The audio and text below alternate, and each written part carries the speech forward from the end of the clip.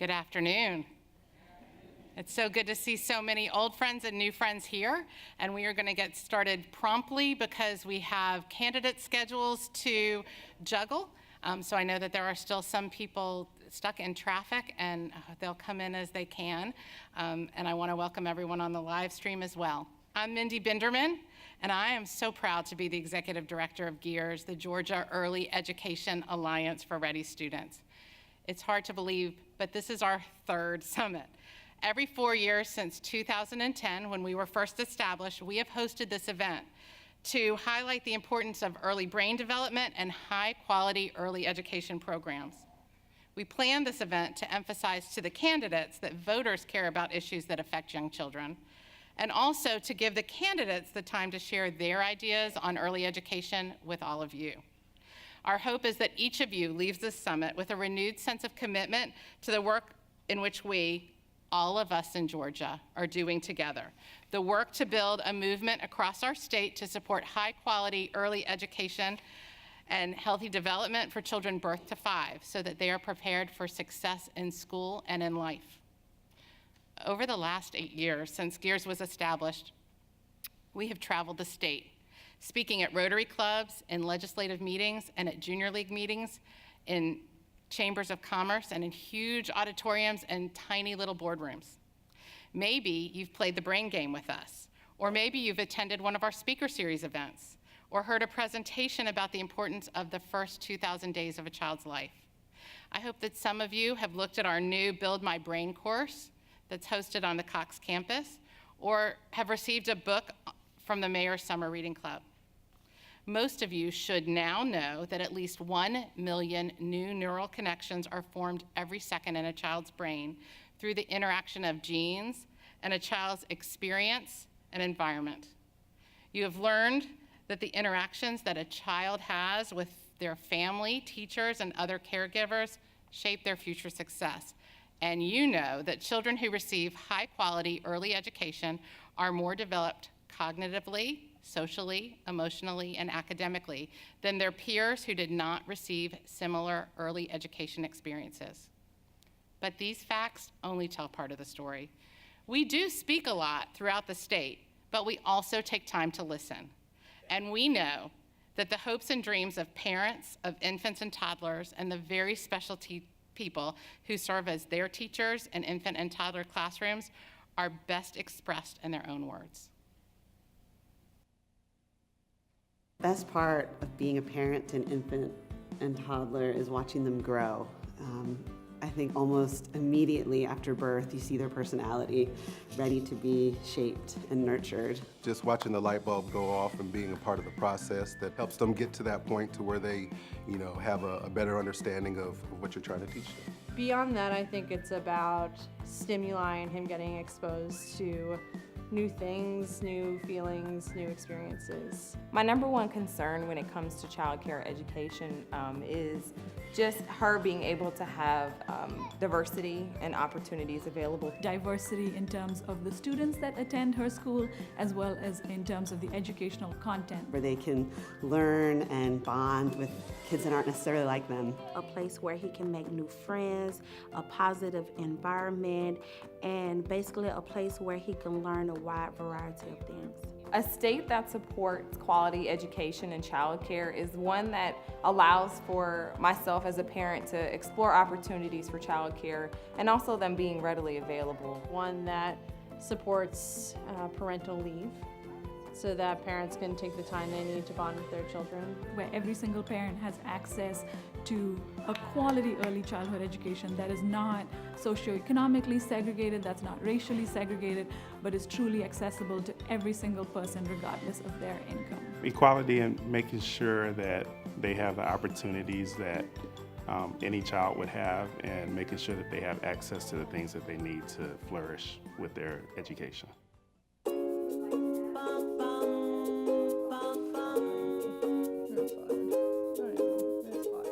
Our elected officials should care about our future, and our future is infants and toddlers. Support the teachers, support the schools, provide whatever is necessary. A lot of people think that we as educators, early educators, that we're just babysitting, but our job is very important. We're actually teaching them, we're reading to them, we're giving them words. My best wish is just for them to prosper and just, take, even if it's just one thing that I've taught them, and just have that and hold it close to their heart and, and use that throughout their life.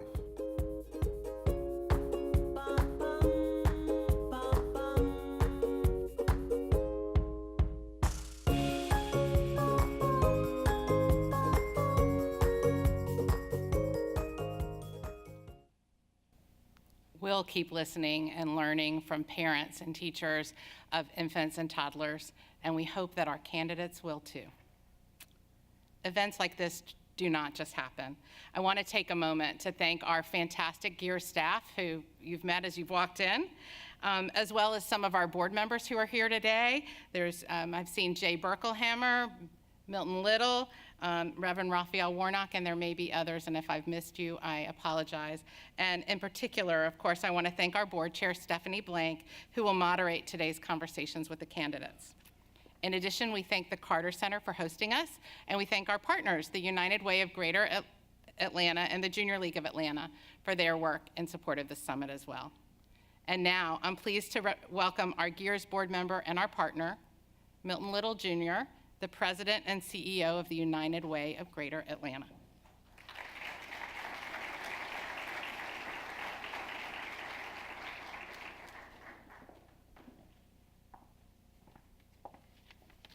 Thank you, Mindy. Good afternoon, everyone.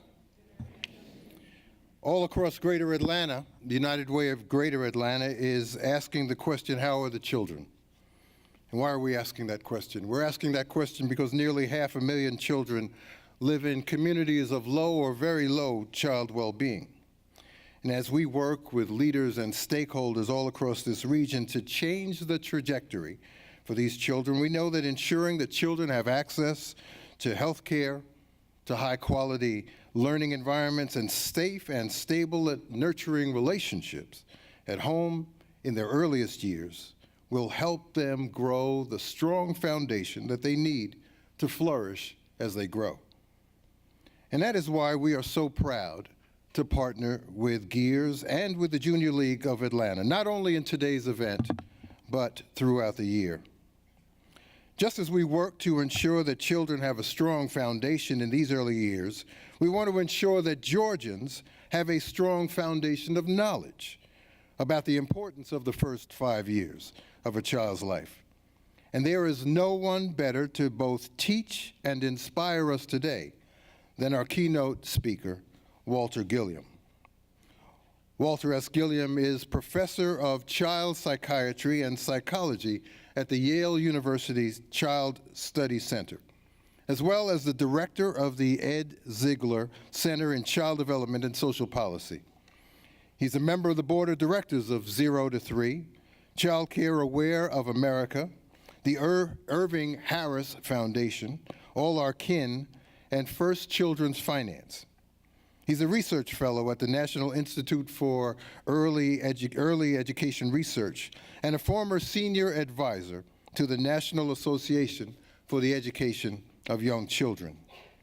Dr. Gilliam's research involves early childhood education and intervention policy analysis, ways to improve the quality of pre-kindergarten and child care services, the impact of childhood education programs on children's school readiness, and effective methods for reducing classroom behavior problems that lead to preschool expulsion.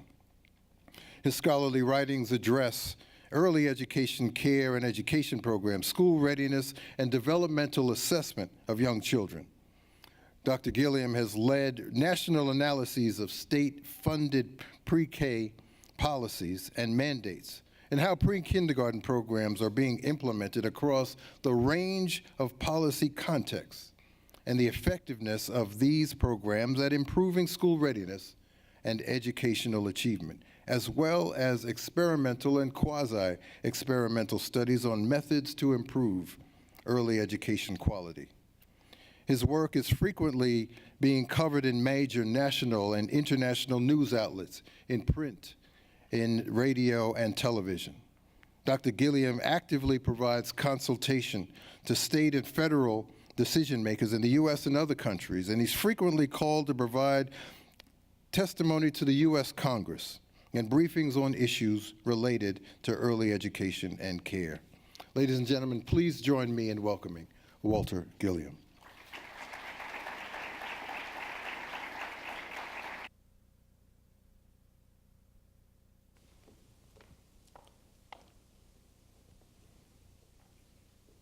Hello. When a baby is born, she sees us. They can see us. They seek us out. They need to be with us. They want to be with us. That's what they're designed to do. They're designed to seek us out. Their field of vision, though, is not very deep. It's about 8 inches to 12 inches, about like this. Or if you wanted to think of it this way, it's about right there. They're designed to see us when they are born, to be with us, to seek us out. Anything much closer than this is blurry. Anything much farther than this doesn't really matter. They are designed to be with us, and we are designed to be with them. When a baby is born, mother gets a rush of oxytocin. Oxytocin is the cuddle hormone. It causes you to fall in love. Father does too. If father's there to see the birth of the baby, we'll get a rush of oxytocin. We are designed to be together at the birth of a baby.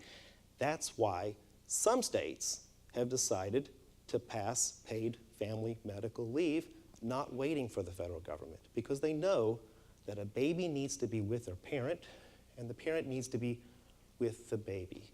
You can see a list of a few states here. These are the states that have passed this so far. The question is, what state wants to be next on that list? What state feels that a baby needs to be with his mother, her father? Babies are born wired to learn.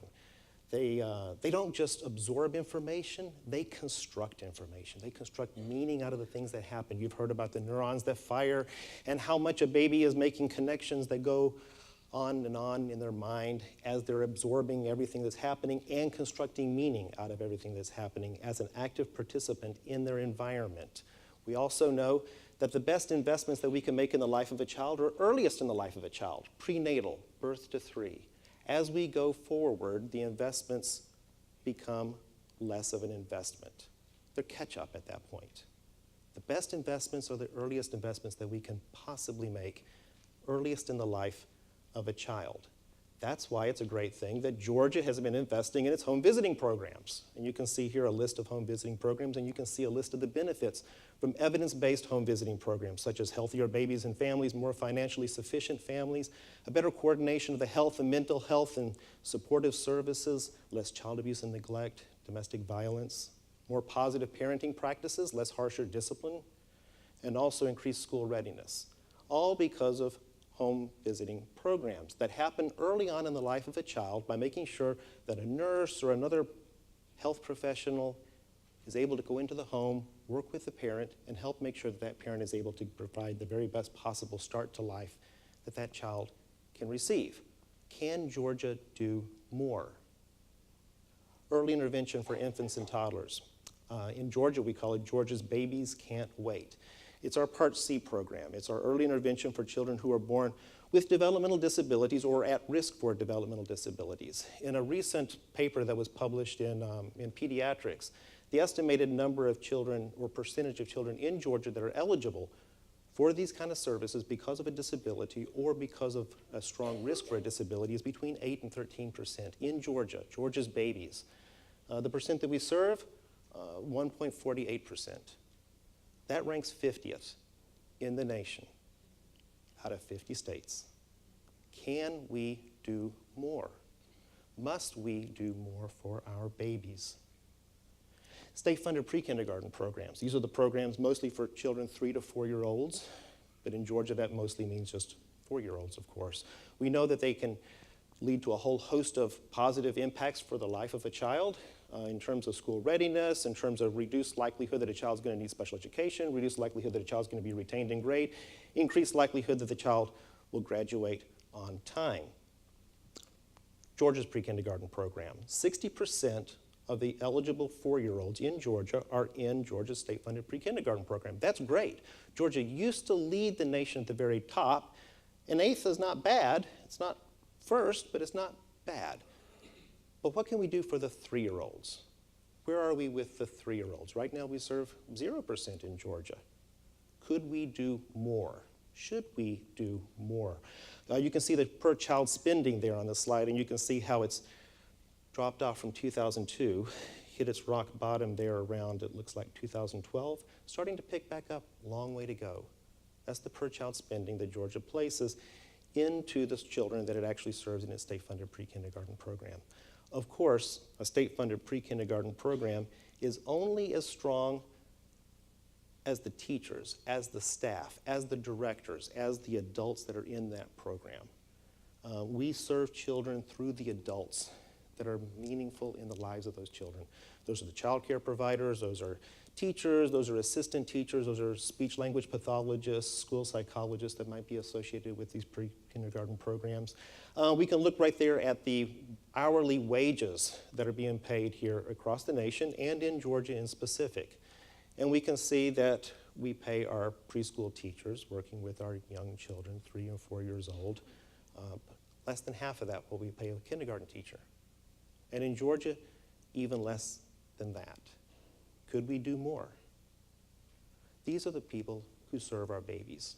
How we treat our preschool teachers is how we treat our babies.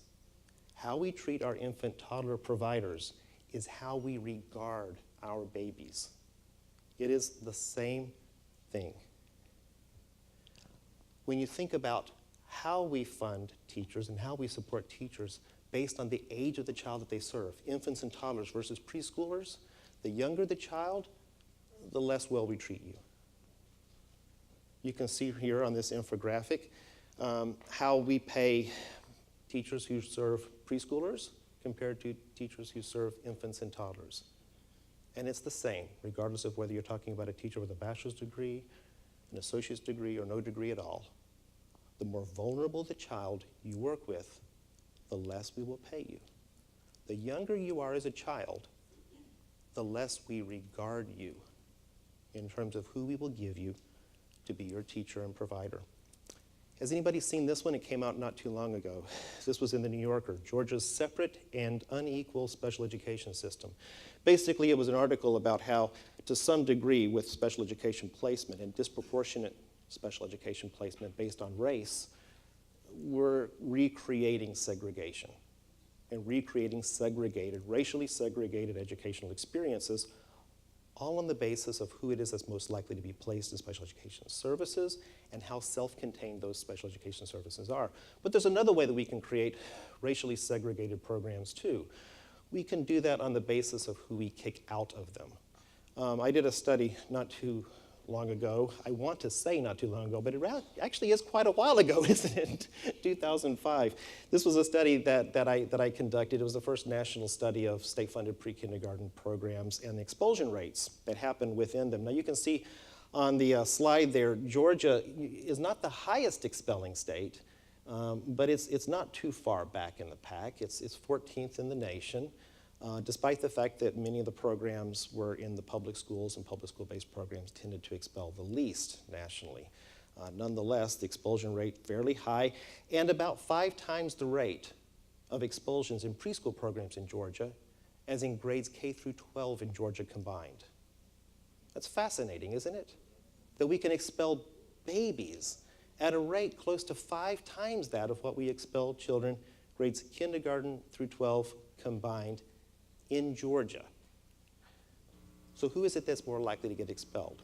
Well, we know that our black preschoolers are more likely to be expelled than our white preschoolers. And we know that our boys are about 4 times as likely to be expelled as our girls. And if you happen to be both of those things, a boy and a child of color, your likelihood of being expelled is significantly higher. So I was curious, What might cause a child of color, a boy, in particular a black boy, to be more likely to be expelled than any other child? So we decided that we were going to conduct a study, being the first study of implicit bias in preschool programs, trying to answer the question of, is it possible that the way we see our babies impacts the way we make decisions about them, the way we view their behaviors, and the expectations that we have on it? But instead of me telling you the findings, I thought that what I would do is I would bring to you today Corey Turner of NPR Ed, and he can tell you what it is that we found in our study. There's a new study out of the Yale Child Study Center that I had to read a few times just to believe what it was telling me. The researchers recruited about 135 preschool teachers. They had them watch video footage of 4 kids playing, a black boy, a black girl, a white boy, and a white girl. And they told the teachers, their subjects, watch the video, there may be some challenging behaviors. As soon as you see something that could become challenging, hit the enter key on your keypad. Well, here's the trick. There was no challenging behavior. The researchers were using eye scan technology to see which child the teachers were looking at the most. And what they found is that the teachers, both white and black alike, spent the most time watching the black boy, waiting for bad behavior that never came. There's one more really interesting headline in this study, which comes later. The teachers were also given a 1-paragraph description to read of a hypothetical child with a stereotypical name who behaves pretty badly in class, pushes, scratches, throws toys. And some of the teachers were also given some biographical information that helped make sense of that behavior. They were told that the child lives with his mother, father has been in and out for years, they're relatively poor, the mother is depressed, works 3 jobs. The researchers wanted to know if knowing this information made the teachers more empathetic to the kid. Well, here's the shock. It did, but only if the teacher and the child were of the same race. If the teacher and the child, a white teacher and a black child, or even a black teacher and a white child, knowing that biographical information, those teachers were less empathetic towards those students. And here's why this matters. Imagine if this is true, if there's this empathy deficit in preschool, well, imagine where else that's true. Corey asks a great question, doesn't he? If this can happen in a preschool, just imagine where else could it happen? In a Starbucks, checking out of an Airbnb, in the dorm of your Yale dormitory. Could happen anywhere. Just because early education was designed to provide a social justice remedy does not mean that social justice ills can't invade inside of there, because it's part of the world too.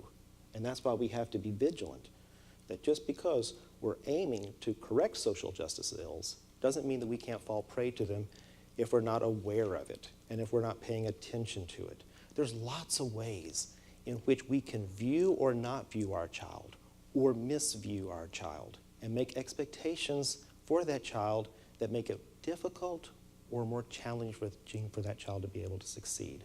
And those were some of the things that we were trying to study with this. I gave a presentation not too long ago on findings like this in Las Vegas. And after I finished talking, there was another person who came up and spoke for a while. And then I was sitting down in the audience, and then during lunch, the MC, she's the woman on the right, came up and brought with her a young child who was in the audience.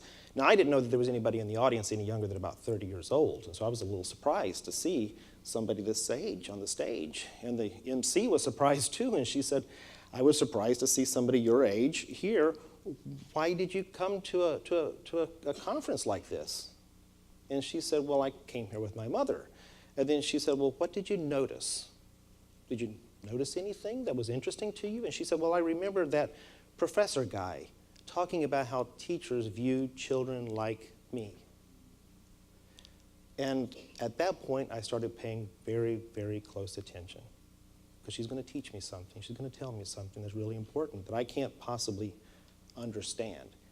And so the next question that came to her from the MC was this: well, how did that make you feel? And then she said something that I don't think I'll ever forget. She said, well, me and my friends, we already knew it. We just didn't think you all did. The babies know it because they can see us and they can see how we see them. They see how we see them, unfiltered by our intentions, by our best desires. They just see how we see them. How do we see our babies? I see you. I see you. I feel your love. I hear your cries. I love who you are. I look forward to who you will be. You are my daughter, my son, my niece, my grandson. You are mine. I see you too. I feel you. I hear your cries. I love you so much. I love you to my future. You are my grandfather, my auntie, my daddy, my mommy. You are my everything.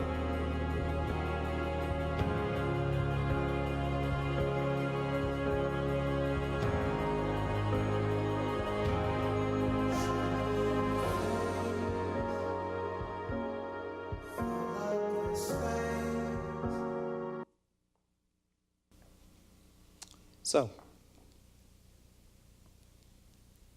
I was wondering if he was going to give me my last slide. Our babies see us. The question is, do we see our babies? How do we see our babies? How much do we value our babies? What are we willing to put forward to show how much we value our babies? We're going to find out right now. Thank you.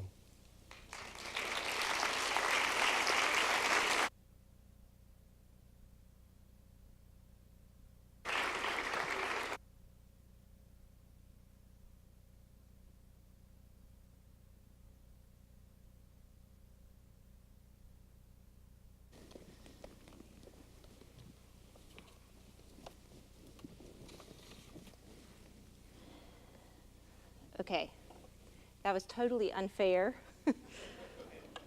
I'm feeling a little emotionally overwhelmed at the moment, but I think the second question that we have to ask ourselves to what Walter just said isn't just how we see our children, it's how we see all children, and whether or not they all belong to all of us.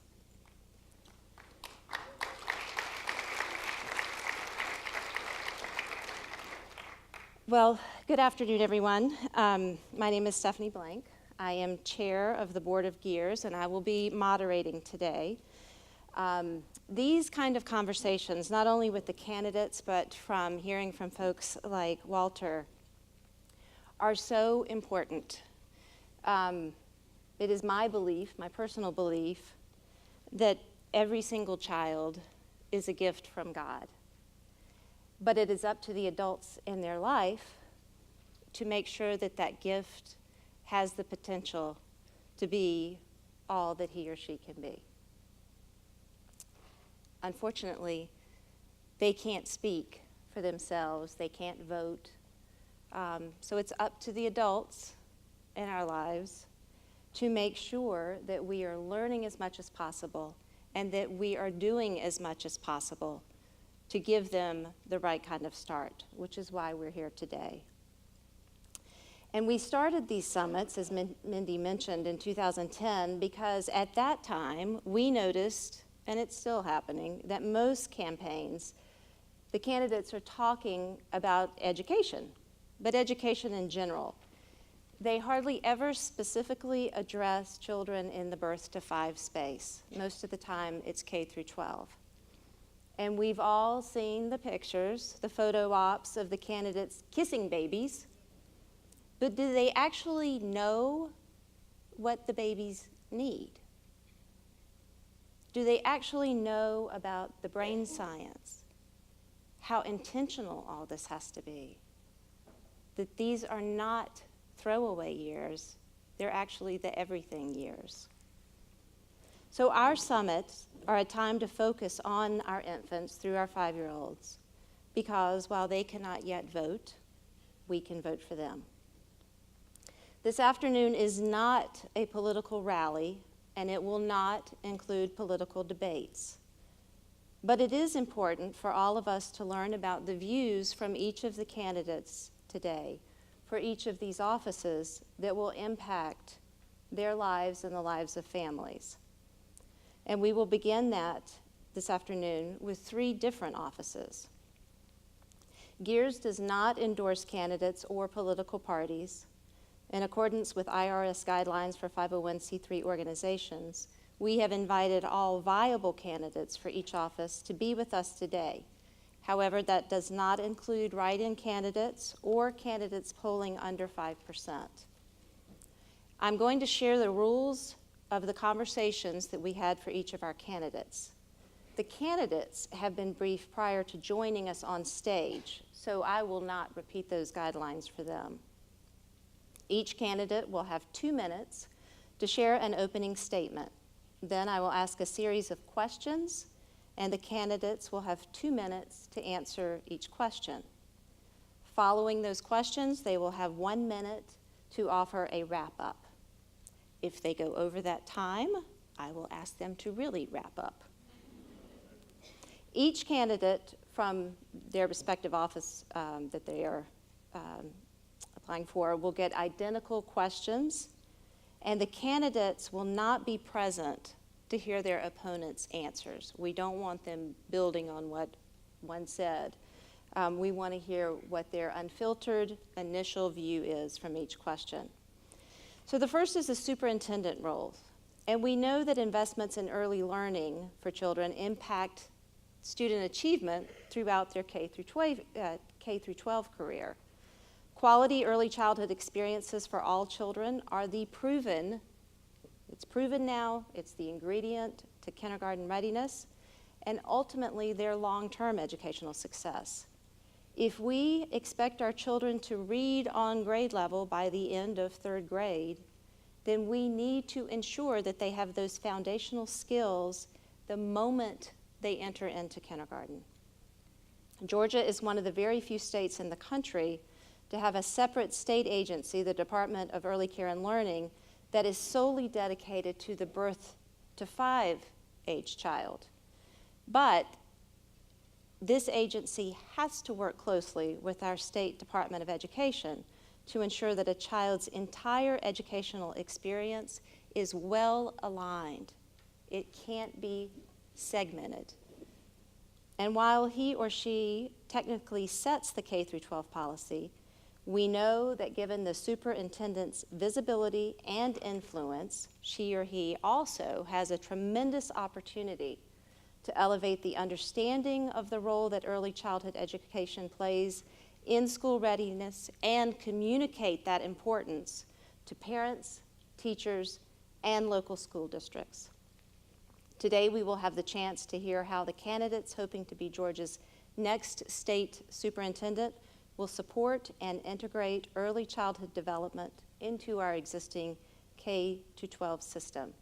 First, I would like to welcome Richard Woods, the incumbent and Republican candidate, to the stage to join me.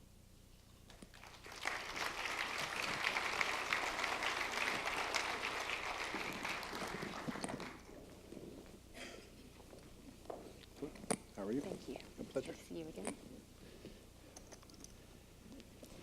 So first of all, thank you for joining us here today. You're welcome.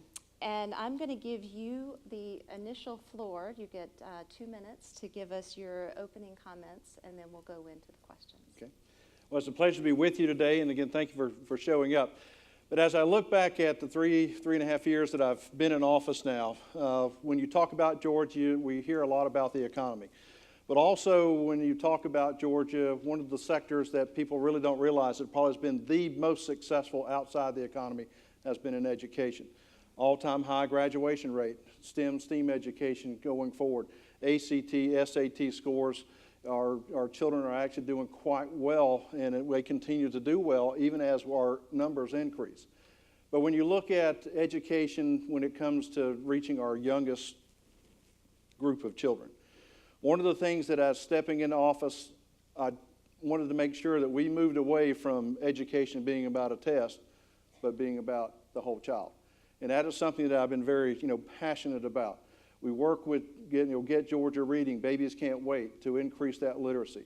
Throughout the past 3 years, we've given out over 300,000 books to students and children throughout Georgia, again, free of charge, to get them to read and encourage reading as we move on.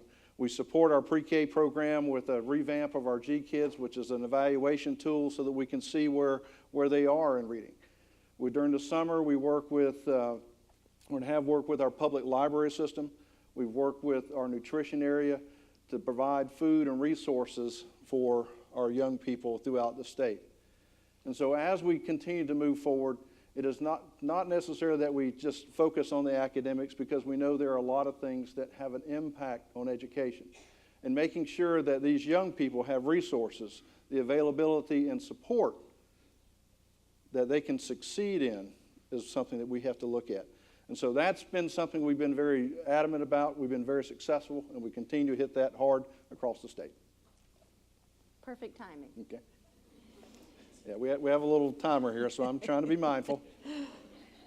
Question 1.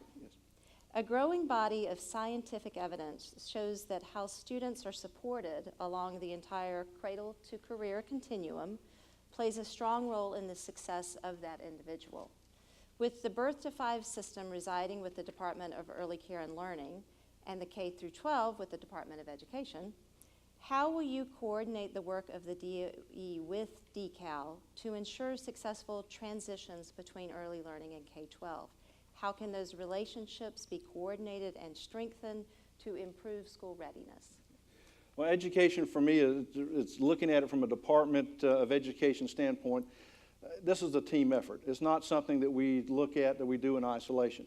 Actually, we already meet with DECAL, Amy Jacobs, who are all agency head meetings. So all of your individuals who are involved with education, whether it's higher ed to our pre-K area, we already collaborate in many different ways. It is something that as we negotiate and we begin to really talk about what our needs are, it is something that we meet. Again, I think even see the First Lady here, the Children's Cabinet, a way in which we are already present and we discuss what are the ways in which we agency-wise, not just even these 2 areas, but agency-wise across the state, how can we work together to ensure that our children are learning? How can we look to make sure that we are meeting the needs that they have? So this is something that we continue to look and build upon that. But as we look at, even with DECAL, we try to reinforce that by working together with agencies and groups that see children before we even see them. Looking at our physicians, looking at people within our healthcare area, dentists, who see these individuals on a routine basis.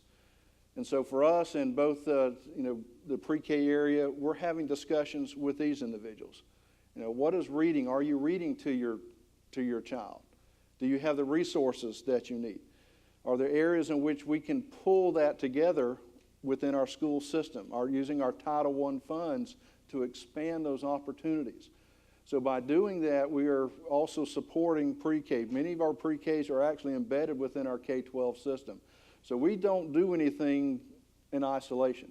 That's something I'm very, very passionate about, that we are not here alone. But together we can accomplish a lot of great things, and are accomplishing a lot of great things. So question number 2. We have data to tell us if children are reading on grade level by 3rd grade, but we also need to understand if they are ready for kindergarten. And since the science also tells us if they enter behind in kindergarten, the odds of them catching up can sometimes be very difficult. So early detection of delays in preschool is necessary. How would you promote and coordinate the use of data and assessments before and after a child enters kindergarten to both inform the instruction and communicate to a broader audience how well students between their early learning years and up to 3rd grade are doing? Well, you have to target who the people see. Who are the individuals that are most necessary to have that impact, which are in the early years as parents, or guardians that look after these young people. So who do these people see? Who do the parents come to? And as we look at this, as I mentioned before, when you talk to physicians, when you talk to dentists, when you talk to anyone within perhaps services that family and children services, these are individuals we have to bring into and are bringing into the conversation so that we can meet those needs. Individuals, looking at what actually gets a child ready to learn. So it's not only the academic part, but we look at meeting the needs, maybe telemedicine, using our schools as hubs to bring that community together, and especially in rural areas, is very important and very exciting. And as we begin to bring parents together and where we can touch and inform them of good practices, that becomes very important. But one of the things we look at as well when you talk about a child being ready to learn, a working vocabulary is extremely important. And that's something we have to look at. Putting a child in front of a screen day in and day out is not the same as actually talking to a child and having a conversation. And that's one of the things we have to look at. Now for us, as we look and work with pre-K, as I mentioned as well, we have GEEARS. This is our informative, method in which as young people transition into us at high or in K12, we take that information to see are they, ready, literate ready. And by using that information, which is relatively new, we can now have a discussion with our pre-K partners to say, this is what we are seeing. This is the information we are receiving. But also we look at things such as Keenville, which we are looking more of a diagnostic approach so that we can meet needs during the course of the year and not an end of the year autopsy type test, which really does not show anything. So that's where we are. Great.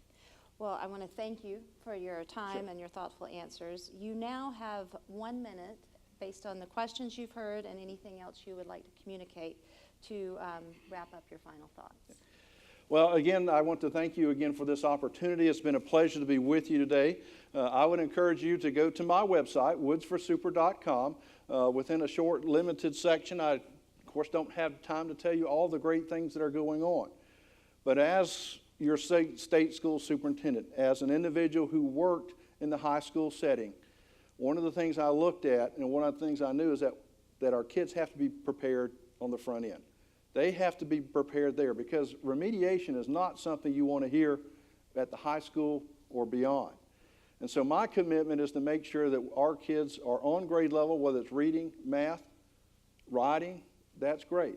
But also understanding that there are things that have an impact on learning, such as nutrition, such as perhaps being bullied or having a safe environment. And so this is a very comprehensive approach that we've taken.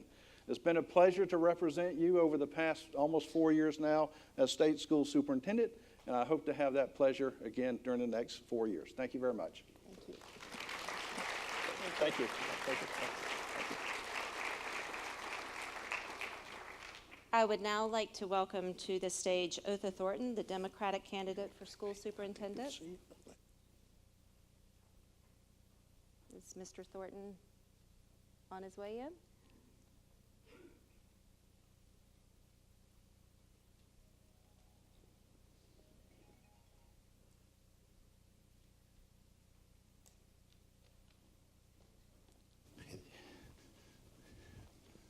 Welcome. Good to see you, man. Nice to see you. So before I begin with the questions, you have the opportunity to have a 2-minute opening and share your thoughts with the audience here today. So I will turn it over to you. Okay, it's great to be here today. I'm Otha Thornton, the Democratic nominee for state school superintendent, retired Lieutenant Colonel, United States Army, former National Parent-Teacher Association president, 8th generation Georgian, and I look very forward to speaking here today. It's my birthday, so it's glad to be here with you. Happy birthday. I'm from Elberton, Georgia, but I'm currently residing at Fort Stewart, Georgia, where I retired and I work with General Dynamics.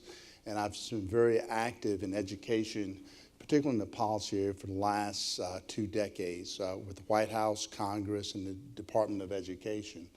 And I'm just looking forward to this evening. Great. Thank you. So your first question is, a growing body of scientific evidence shows that how students are supported along the entire cradle to career continuum plays a strong role of the success of that individual.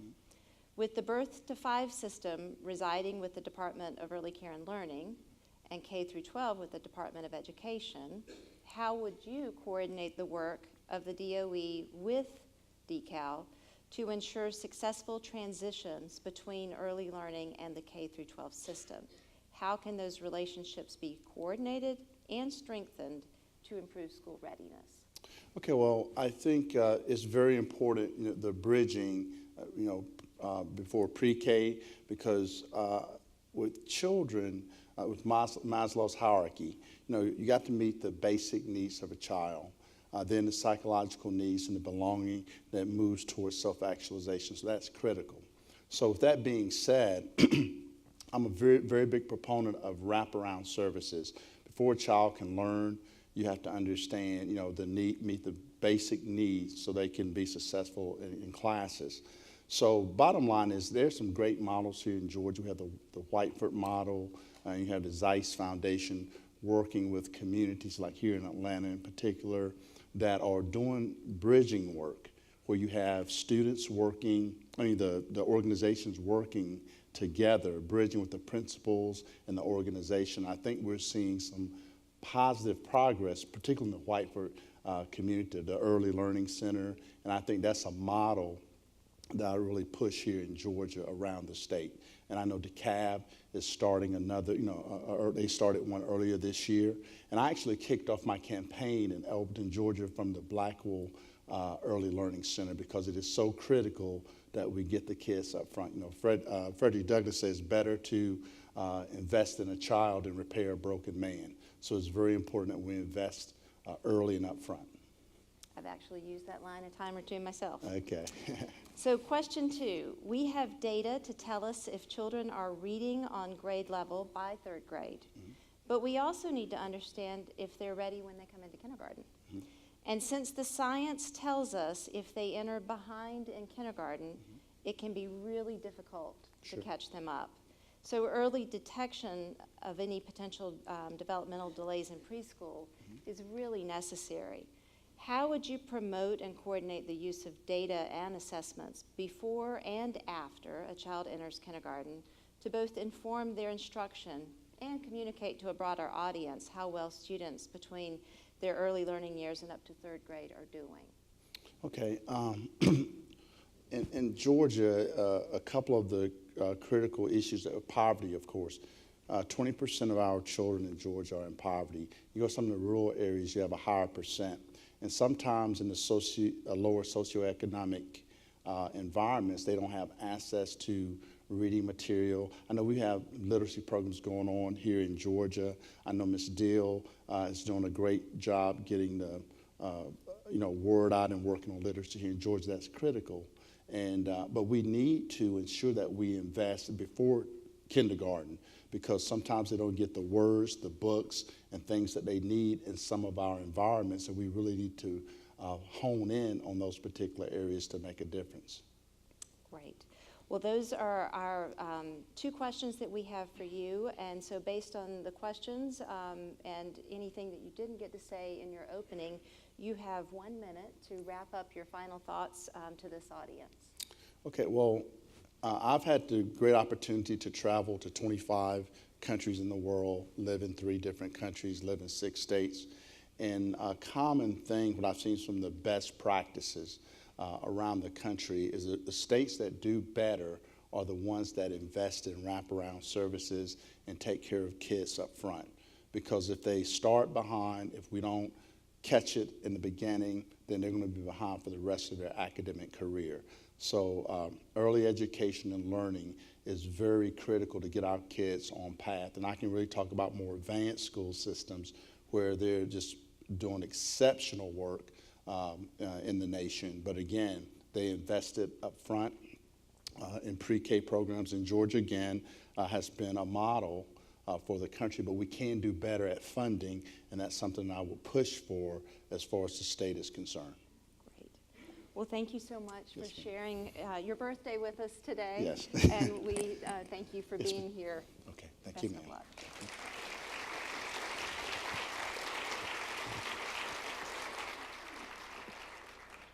So as we all know, these are somewhat contentious times. All you have to do is turn on the news to see that. But the one thing that we have found in our work at GEEARS is that we all love kids, and it's a common uniter. And Mindy's going to share just how common that uniter is and how important it is to Georgia voters. She's going to share the latest polling data that we have gathered. Mindy? Thanks, Stephanie. This is the fun stuff for me. Every 4 years, GEEARS has done a poll of likely voters in Georgia. We use a bipartisan firm. Well, we use bipartisan pollsters. We have 2 different firms that we use to do that work. We use North Star Opinion Research. That's headed by Whit Ayers, who has been one of our pollsters from the very beginning. And this year we have a new Democratic polling research firm as well called EMC Research. We know that polls just give us a snapshot of voter sentiment, but they're a really good way for us to measure and identify opportunities and challenges and share with you what Georgians think about early learning and young kids. The methodology that was used is important. The poll was conducted in mid-September of this year. They polled 600 likely voters with live interviews, and they did a portion by cell phone and a portion by landline. There is a margin of error of about plus or minus 4.4%, and there were quotas set for various different voter attributes that would give us, again, idea of likely voters in the state. We asked a number of questions, and I'm just going to share a few of them with you today. One of them is that one thing we learned is that early childhood issues resonate with Georgia voters, and you can see that here. One question that we tested was whether voters felt that something was very important, somewhat important, or not important. We asked them about making sure that working parents can find quality, affordable childcare for infants and toddlers. That question, that statement was viewed as very important by 51% of Republicans, 57% of independents, and 83% of Democrats. It was also important to 70% of voters with a child under age 5, and 73% of women. Similarly, making sure that children are well prepared for kindergarten has broad bipartisan support, with 51% of Republicans, 58% of independents, and 77% of Democrats saying it is very important. 67% of voters with a child under 5 agree, as do 67% of women, 81% of non-whites, and 74% of voters earning under $50,000 a year. You can see the big, broad categories up there, but I wanted to share some of the crosstabs with you. Voters also understand the benefits of investing in early learning. We asked, again, for them to rate whether they agree or disagree with this statement. All Georgians have a shared responsibility in helping Georgia children grow up to be healthy and ready to learn. 87% of total respondents agree, and 60% of respondents strongly agree with that statement. When we gave them the statement, the state should put the same level of priority on education for children ages birth to 4 as it does on children K through 12. 65% agree with that statement, with 41% strongly agreeing. And when we asked them to rank agree, disagree with this statement, I would be open to paying higher taxes if I knew the money would be used for the necessary investments to ensure that all children arrive at school ready to learn and succeed. 66% of the total agree, with 37% strongly in agreement. Voters across the demographic and ideological spectrum agree with these statements, strongly so in most cases. We asked what was more important, holding the line on taxes or ensuring that there was sufficient spending for needs like education. Again, you see the difference here. 60% say sufficient funding. And if you break that down between 18 and 29-year-olds, 67% say sufficient funding is more important. For people 65 and older, 60% say sufficient funding is more important. We have asked a question every year about pre-K support, and we see again that Georgia voters support using a portion of lottery funds for voluntary pre-K programs for 4-year-old by an overwhelming 80%. And this has been true for the last 8 years. The support for this is widespread and bipartisan. It enjoys the backing of 69% of Republicans, 79% of independents, and 89% of Democrats.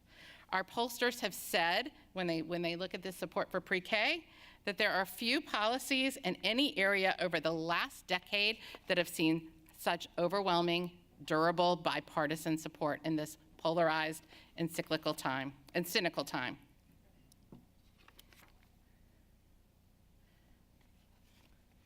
Support, we also asked about support for expanded funding of child care scholarships for low-income families. And we see that expanding the funding for that is very similar to the support for pre-K. Voters support expanding the amount of state funding that provides child care scholarships for infants and toddlers by a wide 76 to 23% margin, including 50% of strong support. As with pre-K expansion, support for child care scholarships is widespread. 54% of Republicans support it, 78% of independents support it, and 90% of Democrats. It has the support of 80% of women, 71% men, 91% of non-white voters, and 65% of white voters. There's just one last slide that I want to share with you today. And this slide really illustrates the ongoing role and the importance of the ongoing role of state and local advocacy, and it underscores our reasons for being here today. We asked voters who is best positioned to find the solution to the challenge of access to quality, affordable childcare. And we allowed them to give two responses to this one.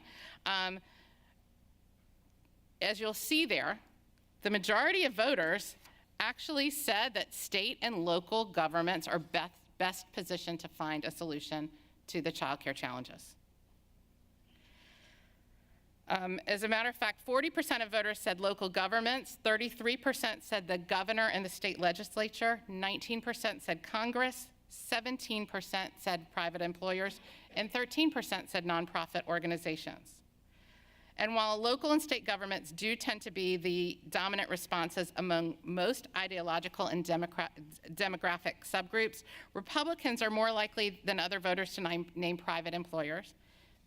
25% of them ranked it second among them. And Democrats are more likely than others to name Congress.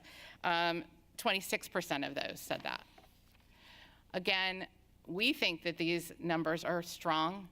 They're overwhelming, and they tell us overwhelmingly that Georgians support those babies. They're hearing and seeing those babies that Walter Gilliam talked about before, and it's up to all of us to make sure to continue to advocate for them. Thank you.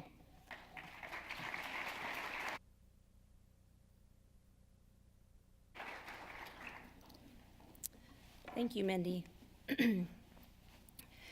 Recently, thanks to one of our GEEARS board members, I had the opportunity to speak at the International Economic Development Council. It was folks from literally around the world that work on economic development, and I was there to talk about the importance of early education.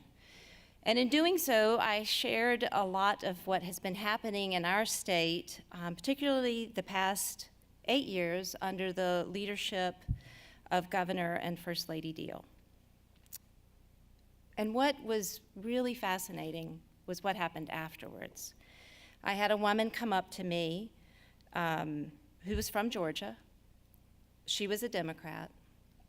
And she said to me, she said, you know, she said, I want to thank you for sharing all of this. She said, I didn't know about all of this.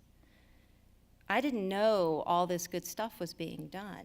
She said, it seems like we never hear the good stuff that's going on, only the bad stuff. And she said, I'm really proud to hear that my state has been doing all of this.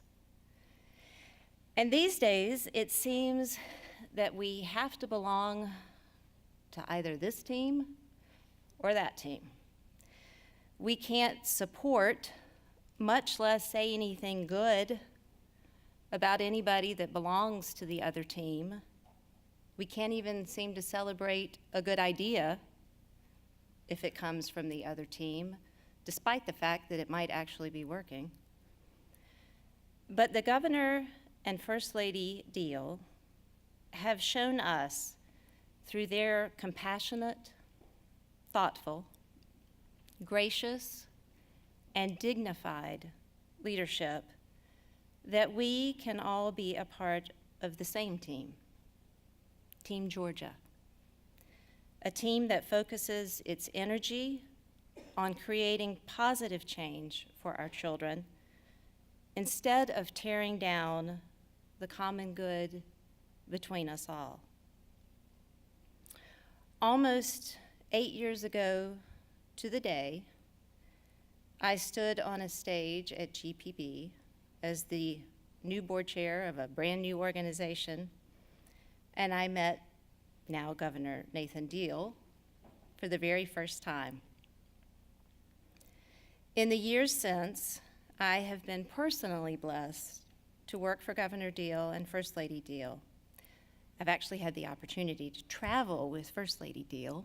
She's a lot of fun. And I have a deep and abiding affection and respect for them both. I have been honored to chair the Governor's Commission on Child Welfare and to work with the First Lady to launch the state's first pre-K Teacher of the Year recognition. So this afternoon, I am beyond happy to be able to honor both of them for their steadfast commitment to our state's youngest and often most vulnerable children. I want to highlight what this amazing couple has done for our children and for our state. Under Governor Deal's leadership, we launched Quality Rated, a systemic approach to improve and to rate child care programs. And Governor Deal also led the effort for parity pay for our Georgia pre-K program teachers. Now we need to get all of our preschool teachers up there.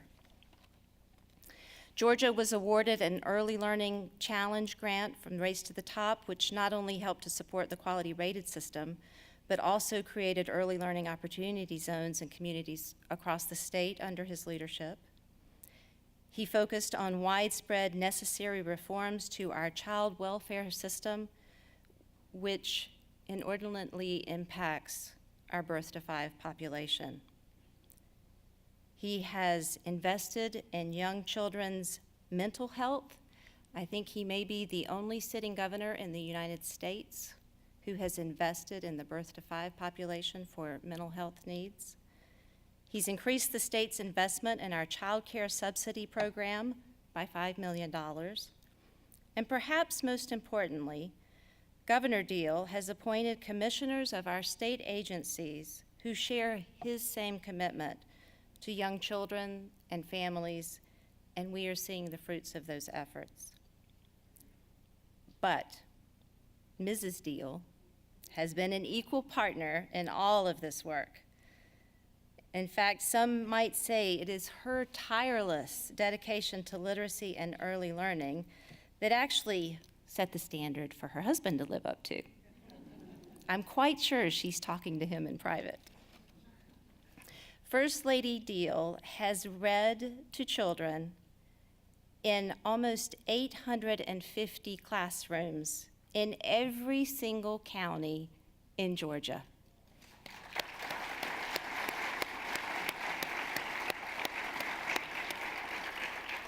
And since that information is a day late, it's probably gone even higher. She was an integral part of the Back to Sleep campaign that dealt with sleep-related deaths in children. She was instrumental in supporting the work for our Pre-K Teacher of the Year program. She implemented the First Lady's Children's Cabinet that brought together these state agencies and folks who are committed to improving the lives of children. She was a part of the Look Again campaign to ensure that children are not left in hot cars. And in her honor, the Sandra Dunnigan Deal Center for Literacy at Georgia College and State University was established. I told myself I wasn't going to get emotional about this because I know they don't like that. But we will miss your leadership and your grace. But I want you to know our thank you to you both will be to continue your legacy of work for all of our children. Please join me in thanking Governor and Mrs. Deal.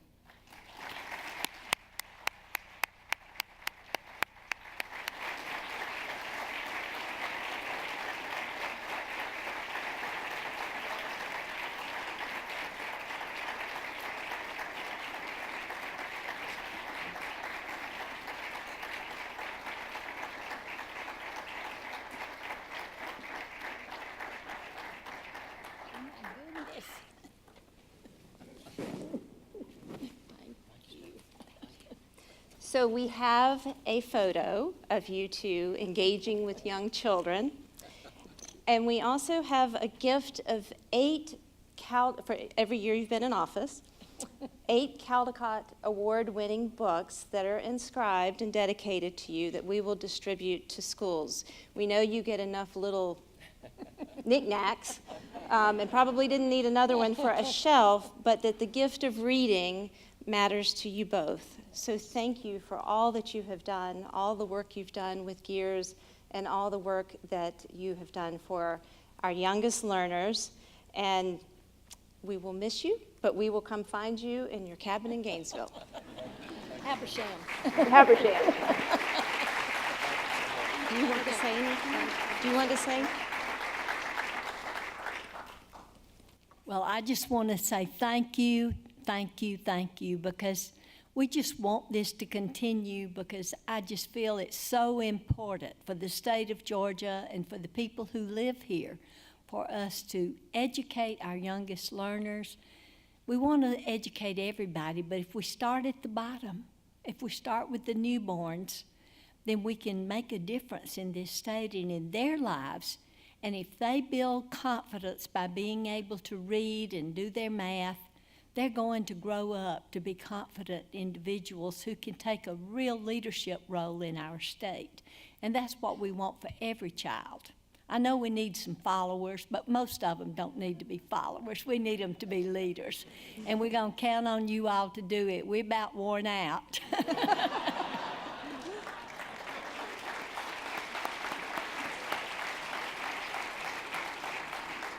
Stephanie, let me thank you as the chairman of the GEEARS board for what you have done, that and many other activities that have promoted the welfare and the education of children, and we thank you for that. You have set an exceptional example. Sandra and I are honored by these honors that you're bestowing on us tonight, and you're right, the number has increased. In fact, I think by the end of this week, perhaps early next week, that number is going to be 900. Individual schools in every school district, all 181 of them in the entire state of Georgia where Sandra has been. And as you notice the pictures, she doesn't just go in the room and wave her hand and say, hello, I'm the First Lady. She actually reads to children to try to impress on them the importance that they learn to read. We're both very committed to that prospect. Let me share one statistic with you to emphasize that we can make a difference. I'm very pleased with the reforms in criminal justice that we've been able to implement with the help of the General Assembly over these last 8 years. Probably the most important reforms, probably one of the more important reforms that we've had in modern times in our state. But one of the things that I ask as we got to go through the criminal justice system.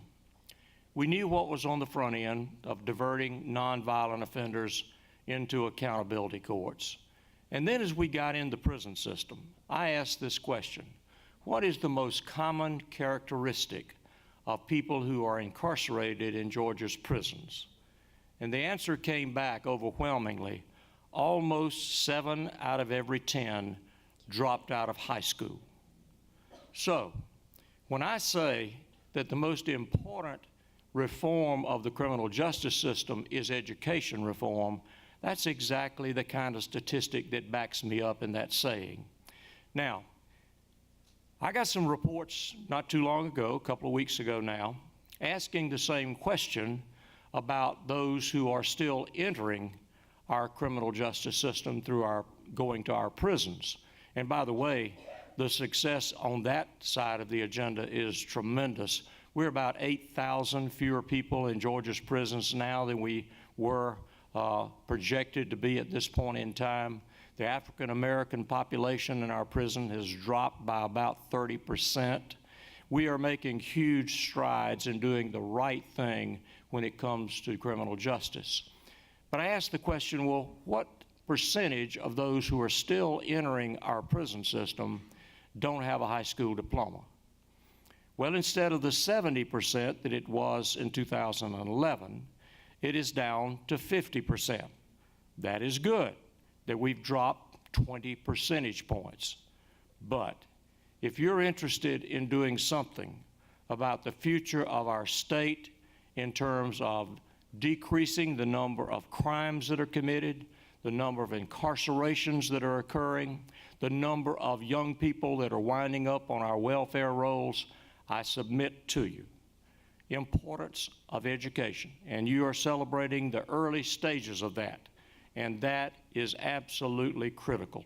If you get them on the right path, then, and they stay there with the help of everybody, and it takes everybody to be able to make sure that they stay on that right path, then we're going to see really, really good things in Georgia's future. Thank you for the honor today. I'll carry this down. Okay. I'll carry it down for you. Okay.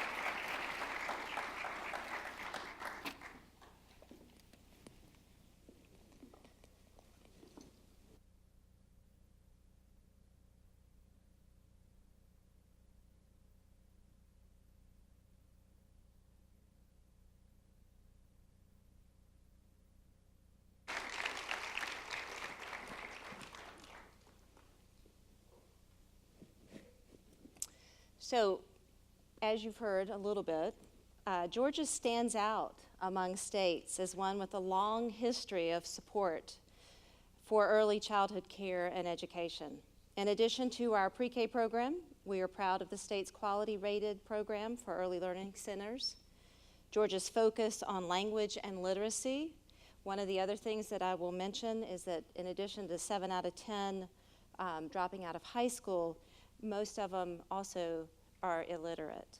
So that reading is so, so critical. And our state's current work to support infants and toddlers. As Georgians, we have much to be proud of as we work to provide an early and good start for our young children. We know that leadership starts at the top, so we turn now to our candidates for governor to learn how they will work to continue raising the bar for Georgia's youngest learner. Each of the candidates, I will remind you, will be asked the same 3 questions, and I would like to invite Democratic candidate Stacey Abrams to join me on the stage.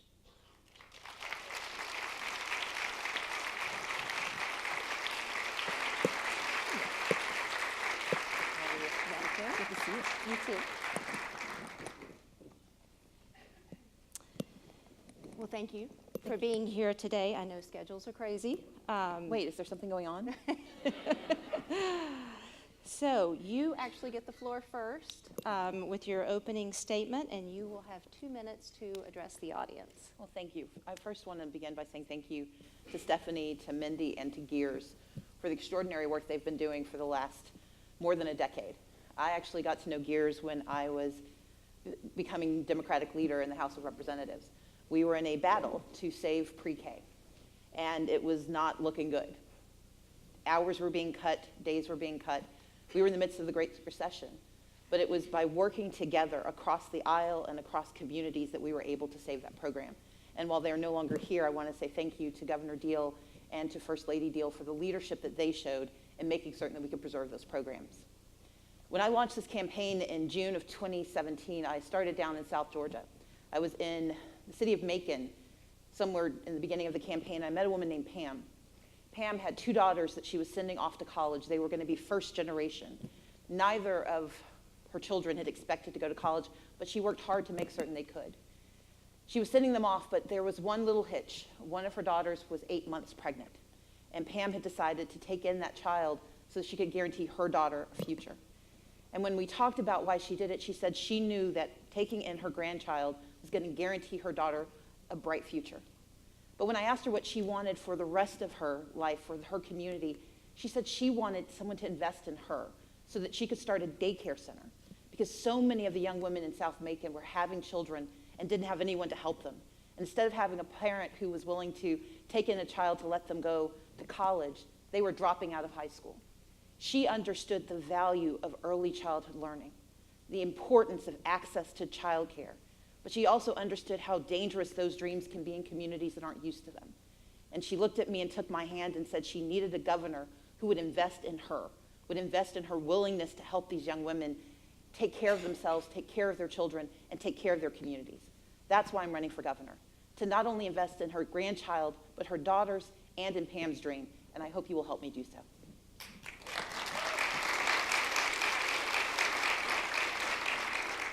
So in 1995, Georgia became the first state to offer a universal preschool program for 4-year-olds focused on improving school readiness and funded by the Georgia Lottery.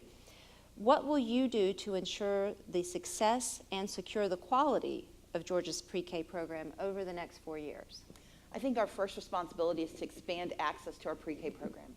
I believe this year we had a 5,000 child waiting list. And while I know a lot of 29-year-olds who have been 29 for a very long time, 4-year-olds do not get a do-over. I think we as a state have to prioritize the expansion of pre-K, making certain that we are using a mix of public and private providers, that we are recognizing that pre-K programs are essential to early childhood learning and progress. That means making the strong and hard decision to invest. Right now, that program is entirely based on lottery funds, but I think we have to look at whether we can draw down federal funds or possibly use some existing general fund dollars. But we know how valuable pre-K is. It has been one of the strongest markers in our state, and I want us to invest in expanding access to pre-K for the entire state of Georgia. Thank you.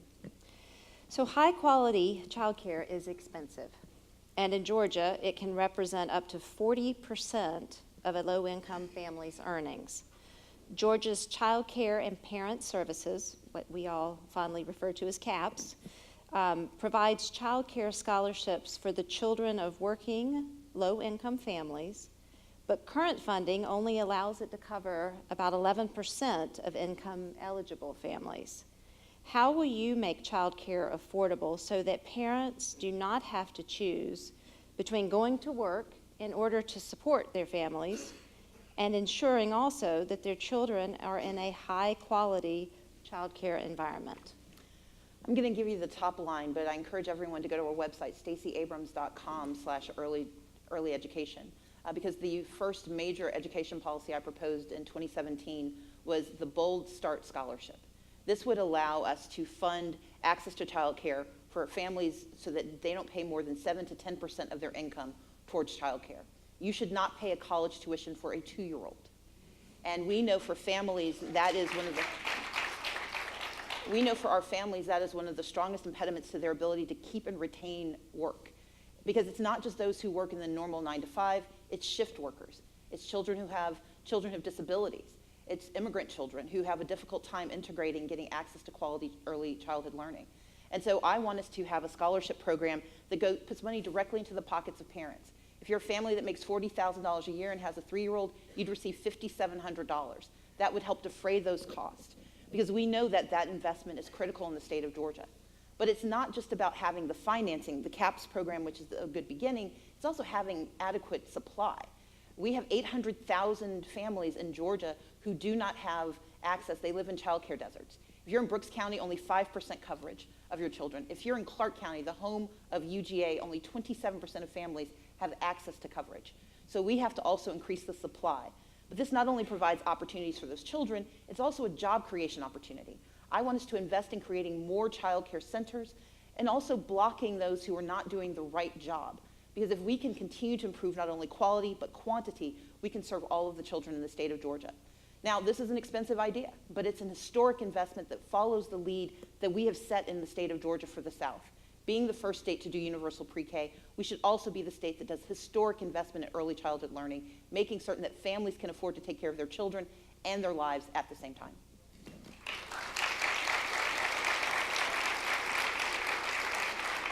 So our last question to you is, as medical science teaches us more about the young child's developing brain, we have also learned how trauma that comes from abuse, neglect, poverty, violence in the home or in the community, just to name a few, negatively impacts that developing brain. In the past several years, Georgia has begun to take baby steps towards addressing the mental well-being of our infants and toddlers. As governor, how would you address this need? I think it's a twofold challenge. The first is that we have to put access to mental health supports in our schools, beginning with our early childhood access. Because the reality is that a child who's in daycare may be exhibiting and demonstrating that they have traumatic experiences, but they don't have the language to describe it. And if they are not carefully monitored through a quality program, they will go undiagnosed for years. And that will have an effect on them in pre-K and for the rest of their academic career. And so we have to make certain, and I think that you've been the leader on this, making sure that we're providing opportunities for parents to bring their children in early to get the mental health supports that they need, but also giving them the tools they need to identify when there's a challenge. But for me, this is a larger conversation. There is a stigma attached to mental health challenges. There is a stigma attached to trauma, and we cannot destigmatize it until we create opportunities for service. In the state of Georgia, a third of our counties do not have access to a licensed social worker. Half of them do not have access to a licensed psychologist, which means access to mental health supports is almost impossible for a lot of the communities that need it most. And that is why I am so bullish on the expansion of Medicaid in the state of Georgia. Medicaid expansion is often seen as a physical challenge, but it also serves because of mental health parity, a law that went into place a few years ago. Anyone who receives Medicaid will also get coverage for mental health challenges. That means that the parents will get the support they need, but we also destigmatize it so they understand to get their children the help they need. But it also increases the supply of providers who can actually help these children where they are. And long term, it makes us a healthier state. We know that the single largest provider of mental health supports in the state of Georgia is our jail and prison system. We cannot transform that unless we expand Medicaid in the state of Georgia and use the savings to invest in childhood parity and childhood access to mental health supports.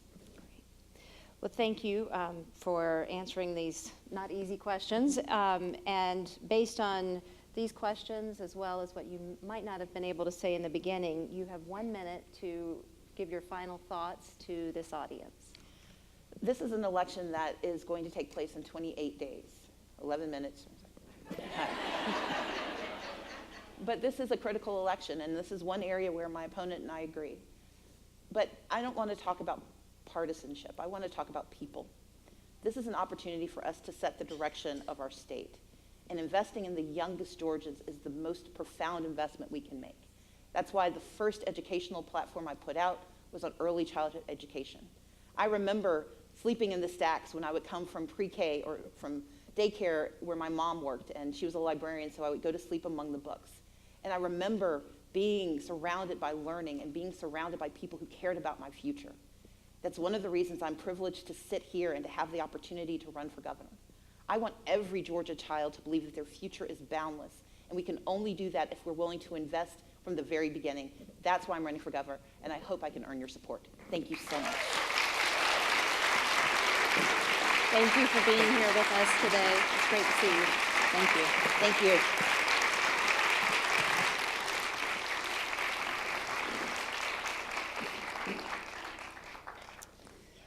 So due to a commitment outside of Atlanta, Brian Kemp was not able to join us this afternoon. He was, however, kind enough to join us in the studios of Georgia Public Broadcasting to tape his conversation with me yesterday.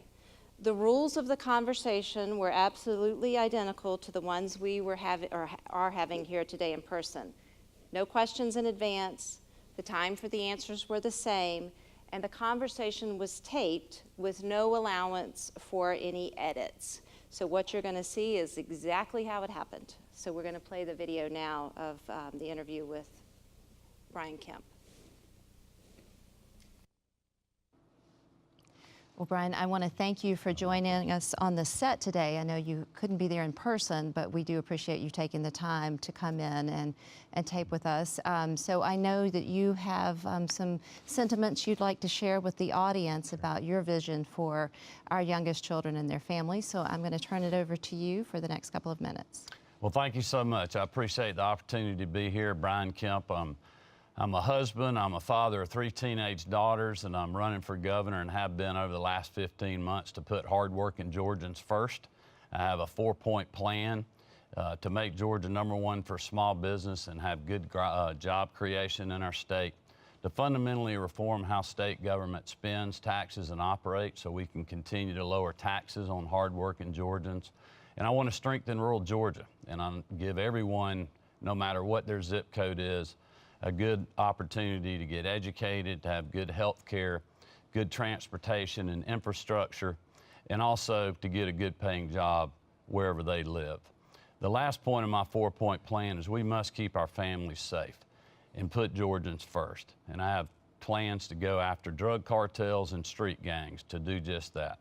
But I know that for us to be a state that will continue to grow and prosper, we have to have good educational outcomes and early learning initiatives. And no one understands that more than me as a father of 3 teenage daughters that all had that experience growing up. And I know what a big impact it was on their lives. And I'll be a governor that will continue to support the great programs that we have in our state and continue to move us forward on literacy rates and early learning. Thank you so much for having me. I'm looking forward to your questions. Thank you.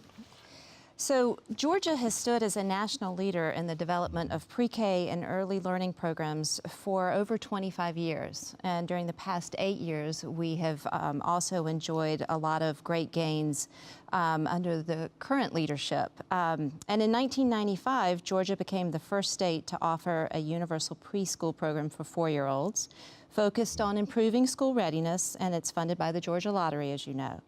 What will you do as governor to ensure the success and secure the quality of Georgia's pre-K program over the next 4 years? Well, no one's going to be a stronger supporter than that, those programs than I will. I know that firsthand as a father. My wife is a former pre-K teacher, so I have seen my kids, dropping them off at the early learning program they went to in Athens, how quickly they developed, how good that was for them when they first went into kindergarten, so I'm certainly going to be supportive.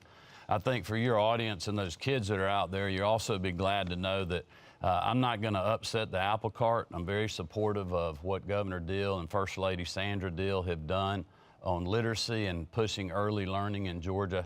I don't want to disrupt that. I want to continue to support that as governor. Part of my educational plans do just that with a $5,000 pay raise for our hardworking teachers. That includes the 3,800 pre-K teachers that are out there. And I'll absolutely be a governor that will continue to fight for the lottery funds that we have, the existing funds to support pre-K and our early learning slots. And that's a real contrast in the race. I know last year at this conference, I think my opponent had said that she wanted to do away with the private pre-K providers. I do not. I think they are providing a great service to our state. Both the public and private programs are. I want to continue to have that access available for our children no matter where they live. Great. Well, high quality childcare, though, can be expensive. And in Georgia, it can represent up to 40% of a low-income family's earnings. Georgia's Child Care and Parent Services, we often call it CAPS, that program provides child care scholarships for the children of working, low-income families, but the current funding allows it to cover only 11% of income-eligible families. As governor, how will you make childcare affordable so that parents do not have to choose between being able to go to work to support their families and also ensuring that their children are in high-quality childcare environments? Well, I think it would be important for Georgians to know, for families to know, and especially families of these children that we're talking about, that I'm going to be a governor that's going to ask, you know, how much is something going to cost, who's going to pay for it, and what is the return on investment? That's really what drove my spending cap idea. I've seen that in the state Secretary of State's office where I am now, where at one point during the recession we had to cut our budget 25%. We lost 30% of our people. But we figured out ways to use technology and other things to make our office more efficient. I personally think we need to do more of that in state government so that we're properly funding the things that are moving the needle, whether it's the CAPS programs or other things. So I'll be a governor that will look at those programs and say, you know, should we be doing more with these? Are they moving the needle? I think a lot of it plays right into the fact of what Governor Deal's pushed and what I will continue with having quality rated child care centers and making sure that we're rating all those by 2020. I fully support that.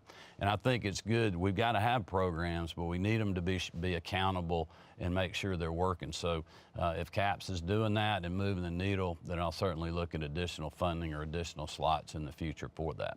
Okay, thank you. So as medical science teaches us more about the young child's developing brain, we have also learned how trauma, which can come from abuse, neglect, poverty, violence, whether it's in the home or the community, these are just a few of the things that can cause trauma, how that negatively impacts the developing brain. In the past several years, Georgia has begun to take baby steps towards addressing the mental well-being of our infants and toddlers, that birth to 5 space. As governor, how would you address this need? Well, that's a very timely question. I just rolled out my healthcare policy last week. A big part of that was dealing with mental health. It's something that I think we have not talked about enough of. I know my wife, Marty, who's been right there on the trail along with our 3 daughters this whole campaign, has heard that a lot from people, as I have. That's why part of our plan is to create a council of advocates and stakeholders to really look at mental health. I think this would be something we could roll right into that and say, you know, really figure out what are we doing? What do we need to do? You know, what programs are working, what are not, and look at that from the future. I'd certainly be willing to and look forward to working on that as your governor. Great. Well, as much as I would like to ask you some more questions, particularly now that I know about your wife being a pre-K teacher, there's a lot we could go into. Unfortunately, due to time, we can't. So based on the questions you've heard, you have a couple of minutes to address the audience with any final thoughts you have about our youngest learners and what you would do for them. Well, thank you again for having me today. It's been an honor to be with you, and I appreciate this opportunity. And again, I apologize for not being there in person. But as a husband to a former pre-K teacher, a father to 3 teenage daughters, I know how important early learning is. I'll be a governor that will absolutely advocate for that in the future because I know our future depends on it. I will protect the Hope Scholarship, not allow it to go to those that are here illegally like my opponent wants to do, that will bankrupt the system and actually take funds from our pre-K systems. I want to continue to work on rating those child care centers and also make sure that we have opportunities and protect the private providers that we have out there, because I know that's very important. You can learn more at our website, kempforgovernor.com, where we have our detailed plans on education, and I would encourage you to look at our health care plan too as well on the mental health issue, and I'd love to have your support and help and your vote on November 6th or before. Thank you so much. Well, thank you so much for joining us today, and best of luck. Thank you.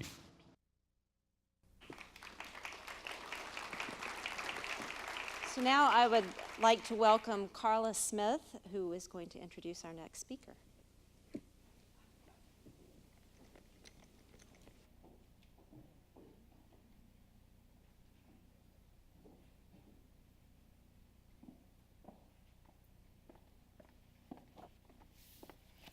Good evening. I'm Andrea Smith, President-elect of the Junior League of Atlanta. I'm filling in for Carla Smith, our current president of Junior League. She had an unforeseen circumstance and couldn't be here this evening. We do like to say that the Smith sisters are running the league this year and next year. I'd like to thank each of the candidates for being here this evening and for sharing their thoughts on early childhood education. A strong, solid education and early childhood is something that all children deserve and need. It is important to raise awareness of the negative and costly impact that poor education has on Atlanta's young children. The Junior League of Atlanta is committed to positively affecting the future of our city through increasing awareness of the importance of early childhood education and providing educational opportunities for young children. We recognize that there is a unique opportunity before us to advance the education and eventual productivity of our children. With our emphasis on children ranging in age from 0 to 5, we can give them tools they need to be successful. Today within the community, we are continuing to expand our Journey to Literacy program, offering resources for reading for children and demonstrations to parents, as well as working with our community partners to help our kids. For 102 years, the Junior League of Atlanta has trained and supported strong women and courageous leaders. That is why I'm so pleased to introduce our next speaker. Rear Admiral Wendy Carpenter serves on the Executive Advisory Council of Mission Readiness. She is the daughter of an Air Force veteran of World War II, Korea, and Vietnam. Raised throughout the United States, she graduated from the University of Georgia in 1976 with a Bachelor of Science degree in sociology. RADM Carpenter was commissioned in 1978 through Aviation Officer Candidate School in Pensacola, Florida, and in July of 1979 was designated a naval aviator. Graduating at the top of her class, she was assigned as the Navy's first selectively retained graduate instructor pilot in the T-44 aircraft at VT-31, NAS, Corpus Christi, Texas. Please help me welcome Rear Admiral Wendy Carpenter.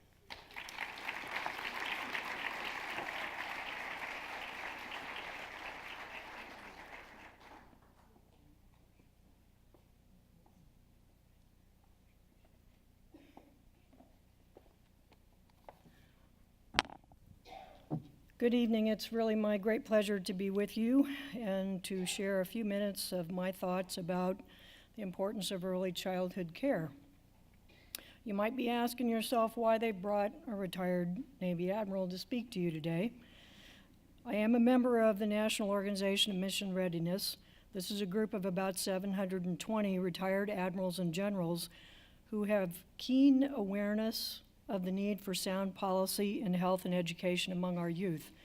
Many of us travel to different locations on behalf of Mission Readiness and speak to candidates and policymakers to try to move forward the ideas about health and wellness and education for the good of our nation. I've long been a strong advocate on behalf of children. I believe quality early child care promotes a strong foundation for both education and lifelong learning. It also helps children on a path to be good citizens, contributing members of society, no matter their chosen career field. We all know that the shaping of the brain, the intellect, and the character are so heavily influenced by these early childhood experiences. I was fortunate to have a strong, nurturing childhood environment. But even at that very young age, I could see among schoolmates and friends that they were not so fortunate. We didn't have a lot of money in my family. My dad was enlisted, and my parents, neither one had a college education. They grew up in the Depression in rural South Georgia, but they keenly understood the need to nurture their children and to protect us and to teach us to learn at an early age. I had the right sort of safe learning environment before my school years ever began. People who constantly taught me new things, challenged me, read books to me, encouraged me to acquire skills and habits like self-discipline and self-control that have suited me well through the years. My own dad served many years in the military, and before I completed high school in Albany, Georgia, I had attended 25 different schools. I went to every manner of public school. I saw just about everything you can see in a public school. I went out west in Colorado, Texas, Arizona, New Mexico. I was in Florida, and I was in Georgia. I attended really good school systems, and I attended really poor ones. Unfortunately, very often when I returned to the Southeast, I found myself far ahead of my classmates, and I would be bored for the rest of the year. Fortunately, I had parents who kept me challenged at home, academically, and in other ways.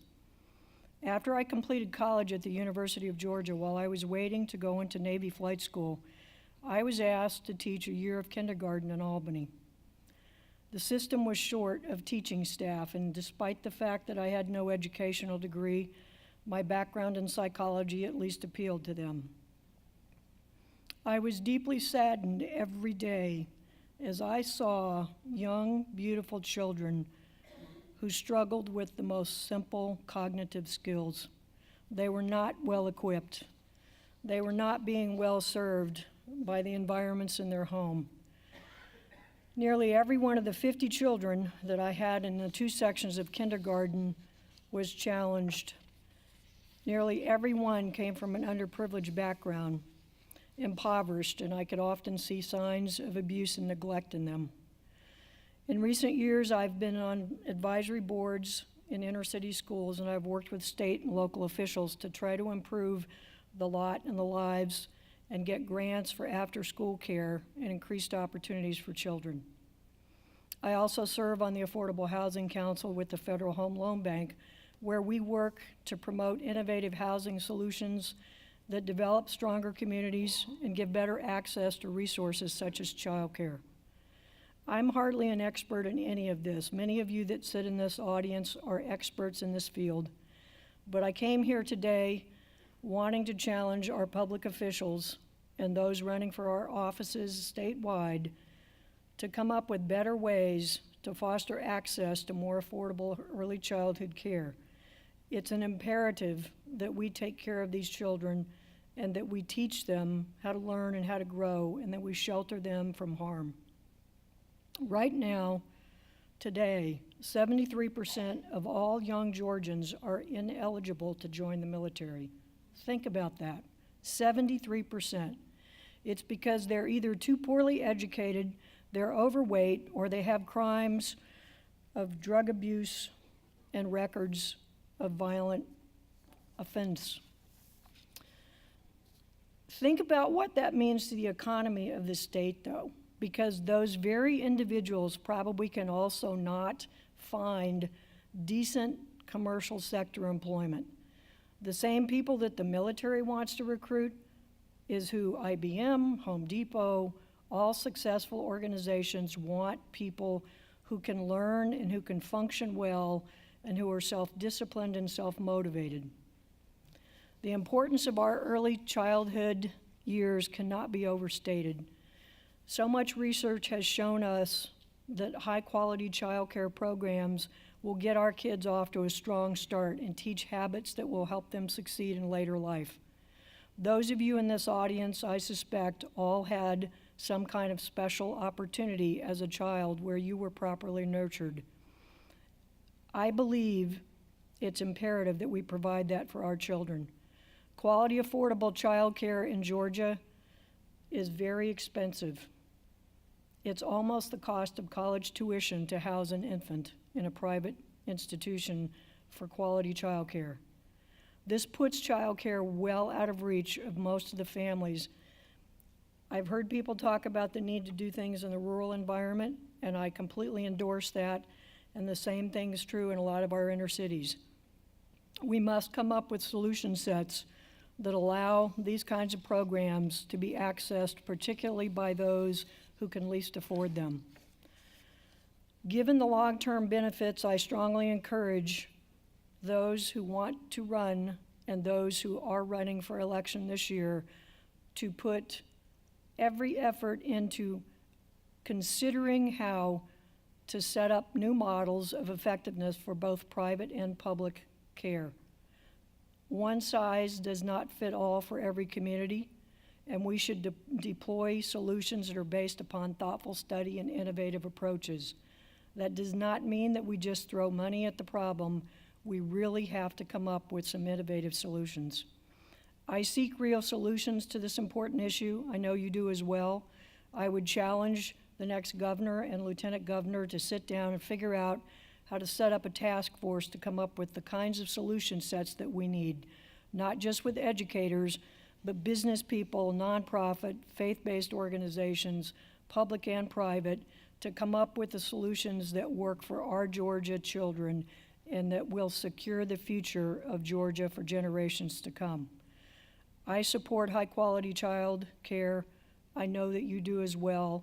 I consider it a national imperative, and it's an investment in our collective futures. Thank you very much.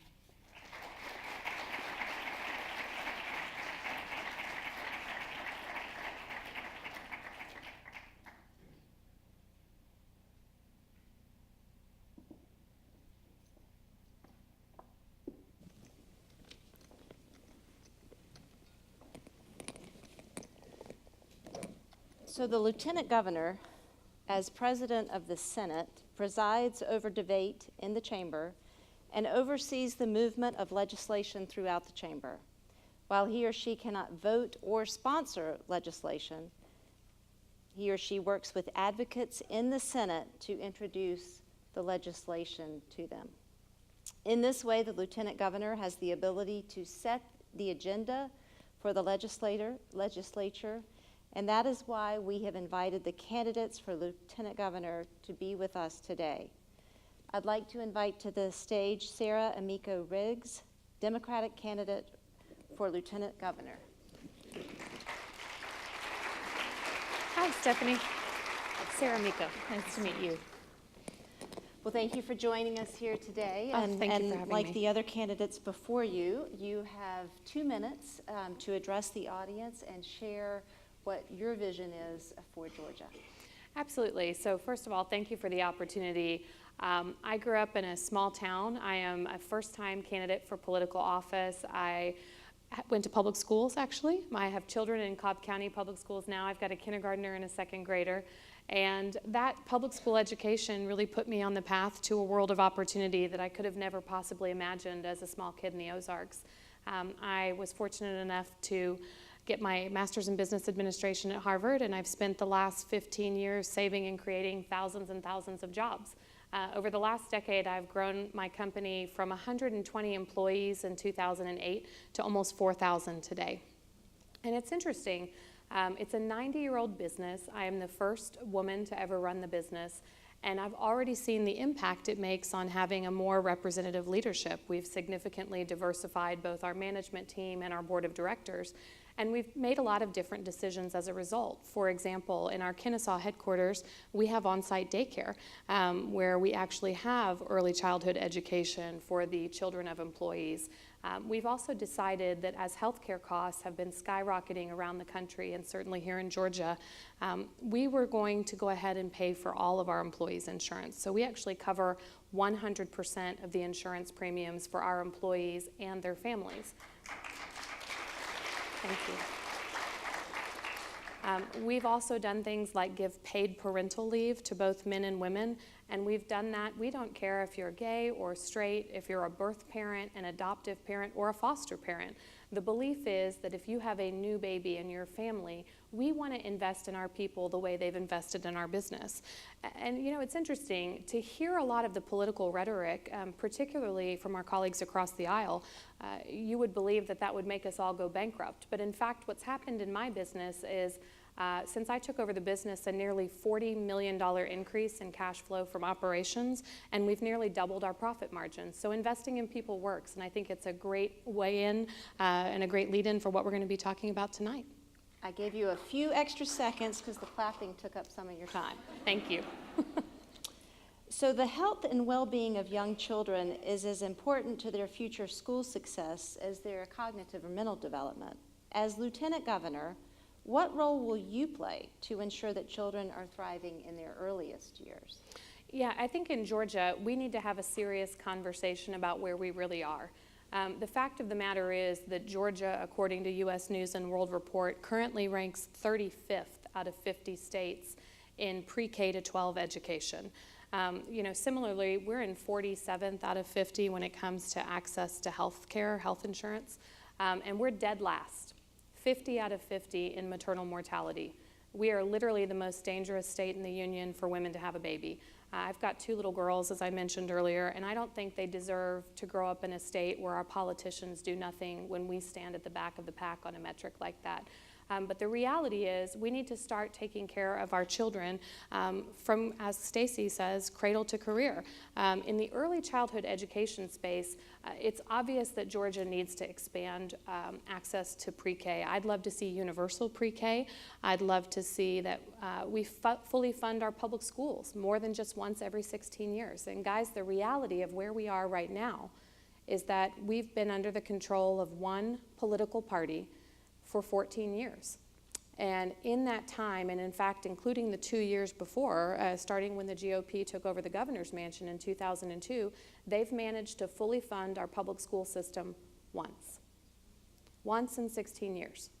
And so when you look at a statistic that says we're 35th out of 50, it really shouldn't be a surprise to anyone in here. And the reality is, if they had a way to fix it, if they had a better path forward, if they had a vision for universal pre-K, if they had a vision for paying teachers something that at least resembles what they're worth, 44% of our teachers, I think, burn out in the first 5 years, and 2 out of 3 of them won't recommend teaching to high school students as a career. If we were going to see movement on those issues from the Georgia GOP, with due respect to them, we'd have seen it in 14 years.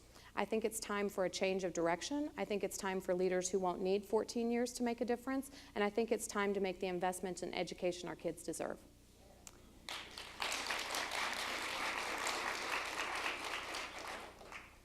So to your point, we're a few. 2/3 of Georgia's 4th graders are not proficient readers. Early childhood advocates have joined parents, caregivers, educators, business leaders, state and local leaders, all committed to the goal of getting all children in Georgia on a path to reading proficiency by the end of that all-important 3rd grade. As Lieutenant Governor, how would you lead the Senate to ensure that all students in Georgia are on a path to read to learn by the end of 3rd grade, knowing that the Lieutenant Governor sets the agenda? Yeah, absolutely. So for those of you who aren't familiar with what I call the most underestimated role in Georgia state government, Lieutenant Governor, this is literally your triage center for the Georgia legislature. This is the place where we set the order of debate. We determine what gets a vote on the floor of the state Senate and therefore has a chance to become law and move to the governor's desk for her to sign.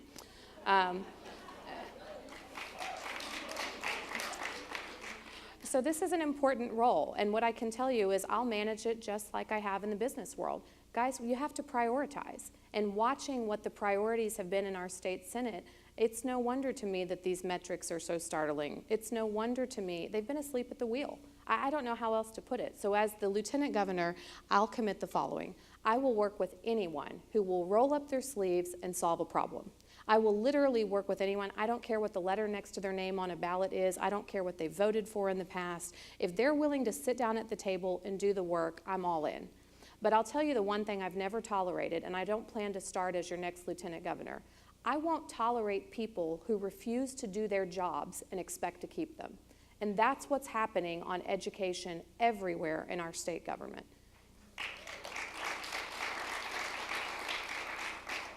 So if we want to work on some side issue bills, they're going to have to work on healthcare, education, infrastructure investments. We've still got 626,000 Georgians who can't get access to high-speed internet, guys. How many of you were online today? Yeah, imagine that not being possible. Pretty hard to be competitive as a student in your school. Pretty hard to be prepared for college. It's sure as heck hard to start a business. And we can't cover the gaps in healthcare with telemedicine if there's no tele. So, we're gonna prioritize. We're gonna do the work that the people of Georgia actually need to see in that state Senate. So based on the questions that I've asked and the role of Lieutenant Governor, you have 1 minute to kind of wrap up your final thoughts of what you would like to share with this audience. Well, I'm a subtle woman, as you can tell. Look, guys, here's what I'm going to tell you. you need a change of leadership in the state. There are things that we've done well, things that were a good start, but there are an awful lot of people that I've met in every nook and cranny of the state who felt utterly left behind. There are two kinds of metrics we look at in the business world. There are the things that tell you how you've done in the past. I call those the rear view mirror. Your profits, your sales for last quarter. There's another set of metrics which are infinitely more important, and they're the ones that tell you what the future might look like. And if you want to know what the future of your workforce and your economy and the health and well-being of your people is, look at the metrics like how many counties we have without a pediatrician, 64. How many counties without an OBGYN, 79. How many rural hospitals closed in 5 years, 7 and counting. How many people without insurance? How many children without health insurance, 160,000. Those are the priorities that need to change, and I'm asking for your vote on November 6th so we can get to work. Thank you. Thank you very much. Thank you so much for being Appreciate here it, with Stephanie. us today. Good luck. Thank you. Appreciate it. Thanks, guys.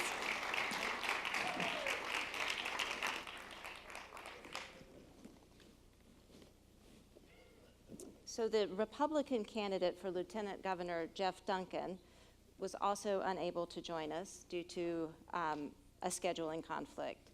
Instead, he did the same thing as Brian Kemp, joined us yesterday at GPB, and here is the interview with Jeff Duncan.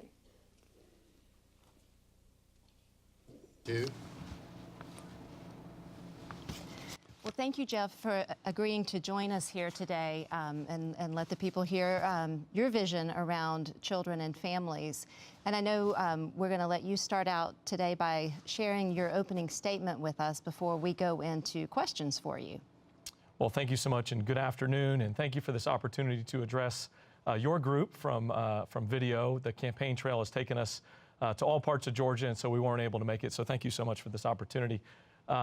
You know, it's really exciting to be the Republican nominee, and it's an honor for my wife and I to represent our family all across the state of Georgia as the nominee.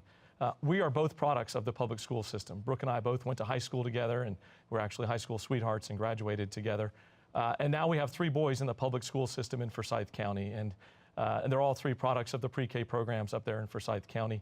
And so it's an honor for us to be on this trail together and to talk about education, which has been a priority of mine since we got started.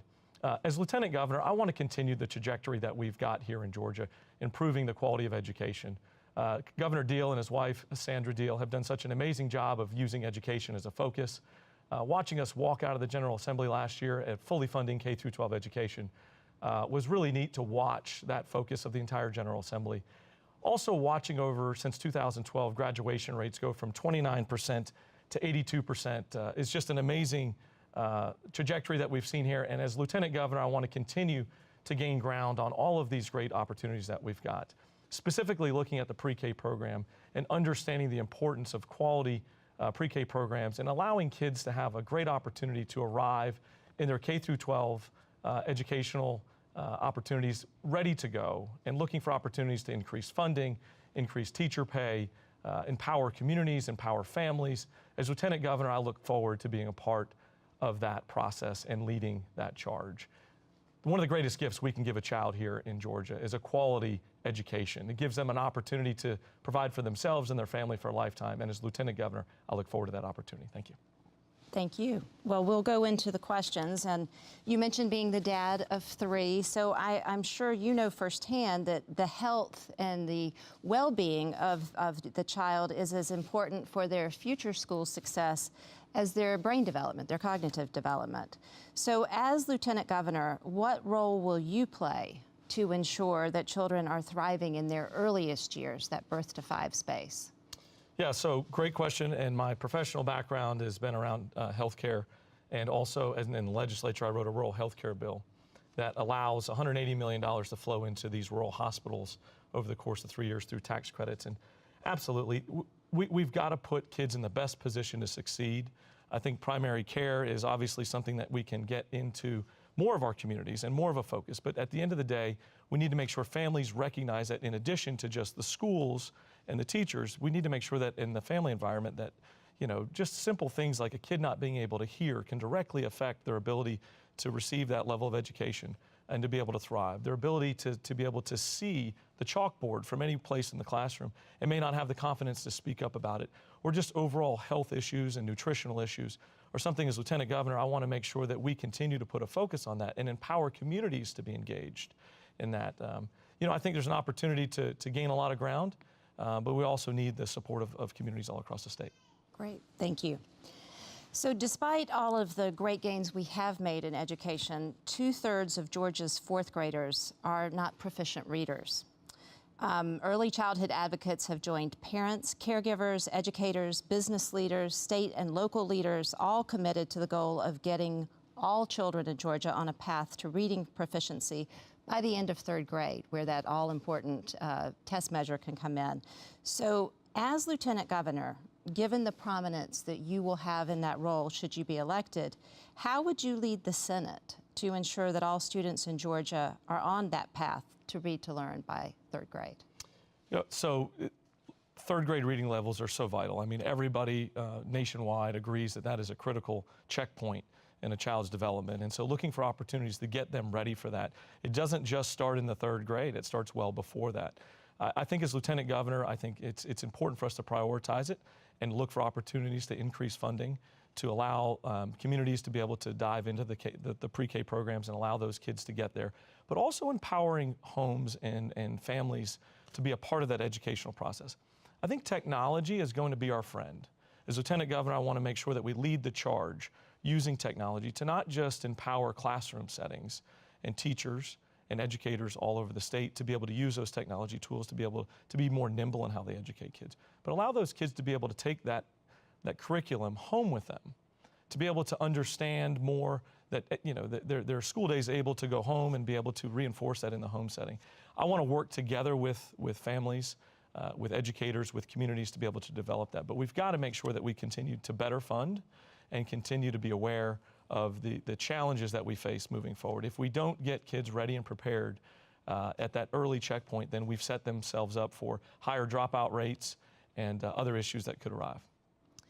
Well, I would love to be able to ask you a few more questions, but given our tight timetable, that's the end of the questions. But based on some of the questions you've heard today and your opening statement, what would you like to share with the audience in your closing? So, thank you for the opportunity to be here once again remotely. I know it would have been better if I could be there with you, but I want this organization to understand that as Lieutenant Governor, this is a priority for me. And it's not just a priority because it's something around a campaign or an election or politics. It's because it's personal. I'm raising 3 boys. I've seen the quality of education in Forsyth County. I've seen the opportunities that education creates. And I think it's an important reminder for us to be able to walk into classrooms all over the state and be able to see just this steady, continued trajectory that we've got here in Georgia. And that's both with students and with homes and families and educators and everybody in between. I want Georgia to truly be a leader on this issue. I want other states to watch what we're doing and how we're educating kids at an early age and be able to use this as a model to go forward. I'll close with this. The greatest opportunity that we can give a child is a quality education. As Lieutenant Governor, I want to lead that charge. Thank you. Thank you so much for joining us today, and best of luck. Thank you so much.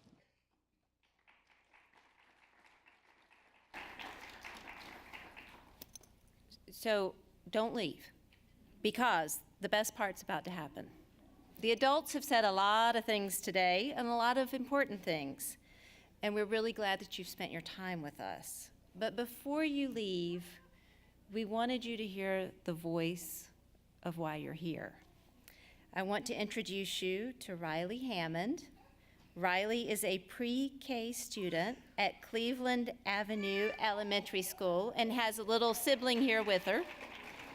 And Riley stole the show last week at Atlanta Public Schools' State of the District event, and she's gonna steal the show here tonight. So welcome, Riley.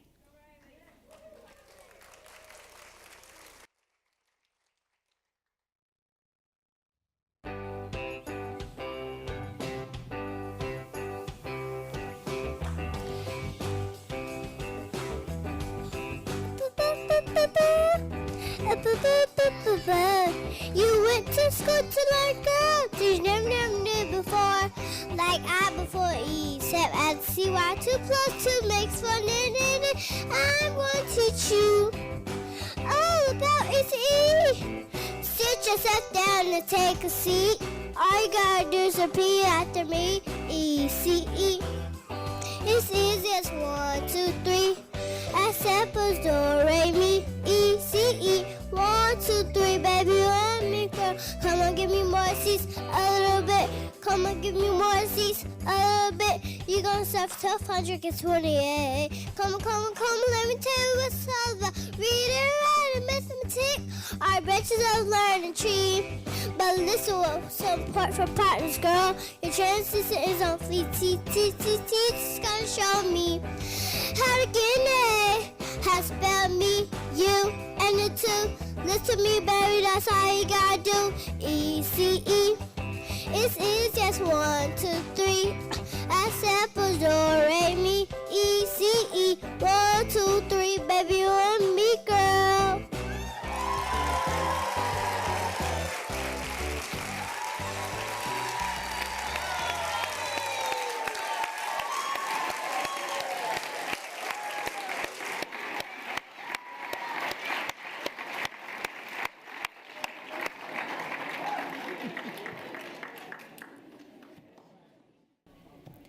It's nothing like being upstaged by a pre-Ker.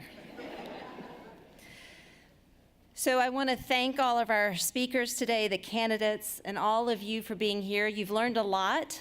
If you want to learn more, if what Walter Gilliam said was really intriguing to you today, he is going to be back here in the spring. He is going to be the Montag lecturer at the Atlanta Speech School. You can go on the Speech School's website and you can register for these speaker series events and learn even more about the incredible information that Walter has to share. So every election season presents a critical opportunity to put Riley, it's a real child, it's not some abstract thing, to put Riley and early care and learning on the radar for policymakers, the media, the public, your neighbors, in a visible and meaningful way.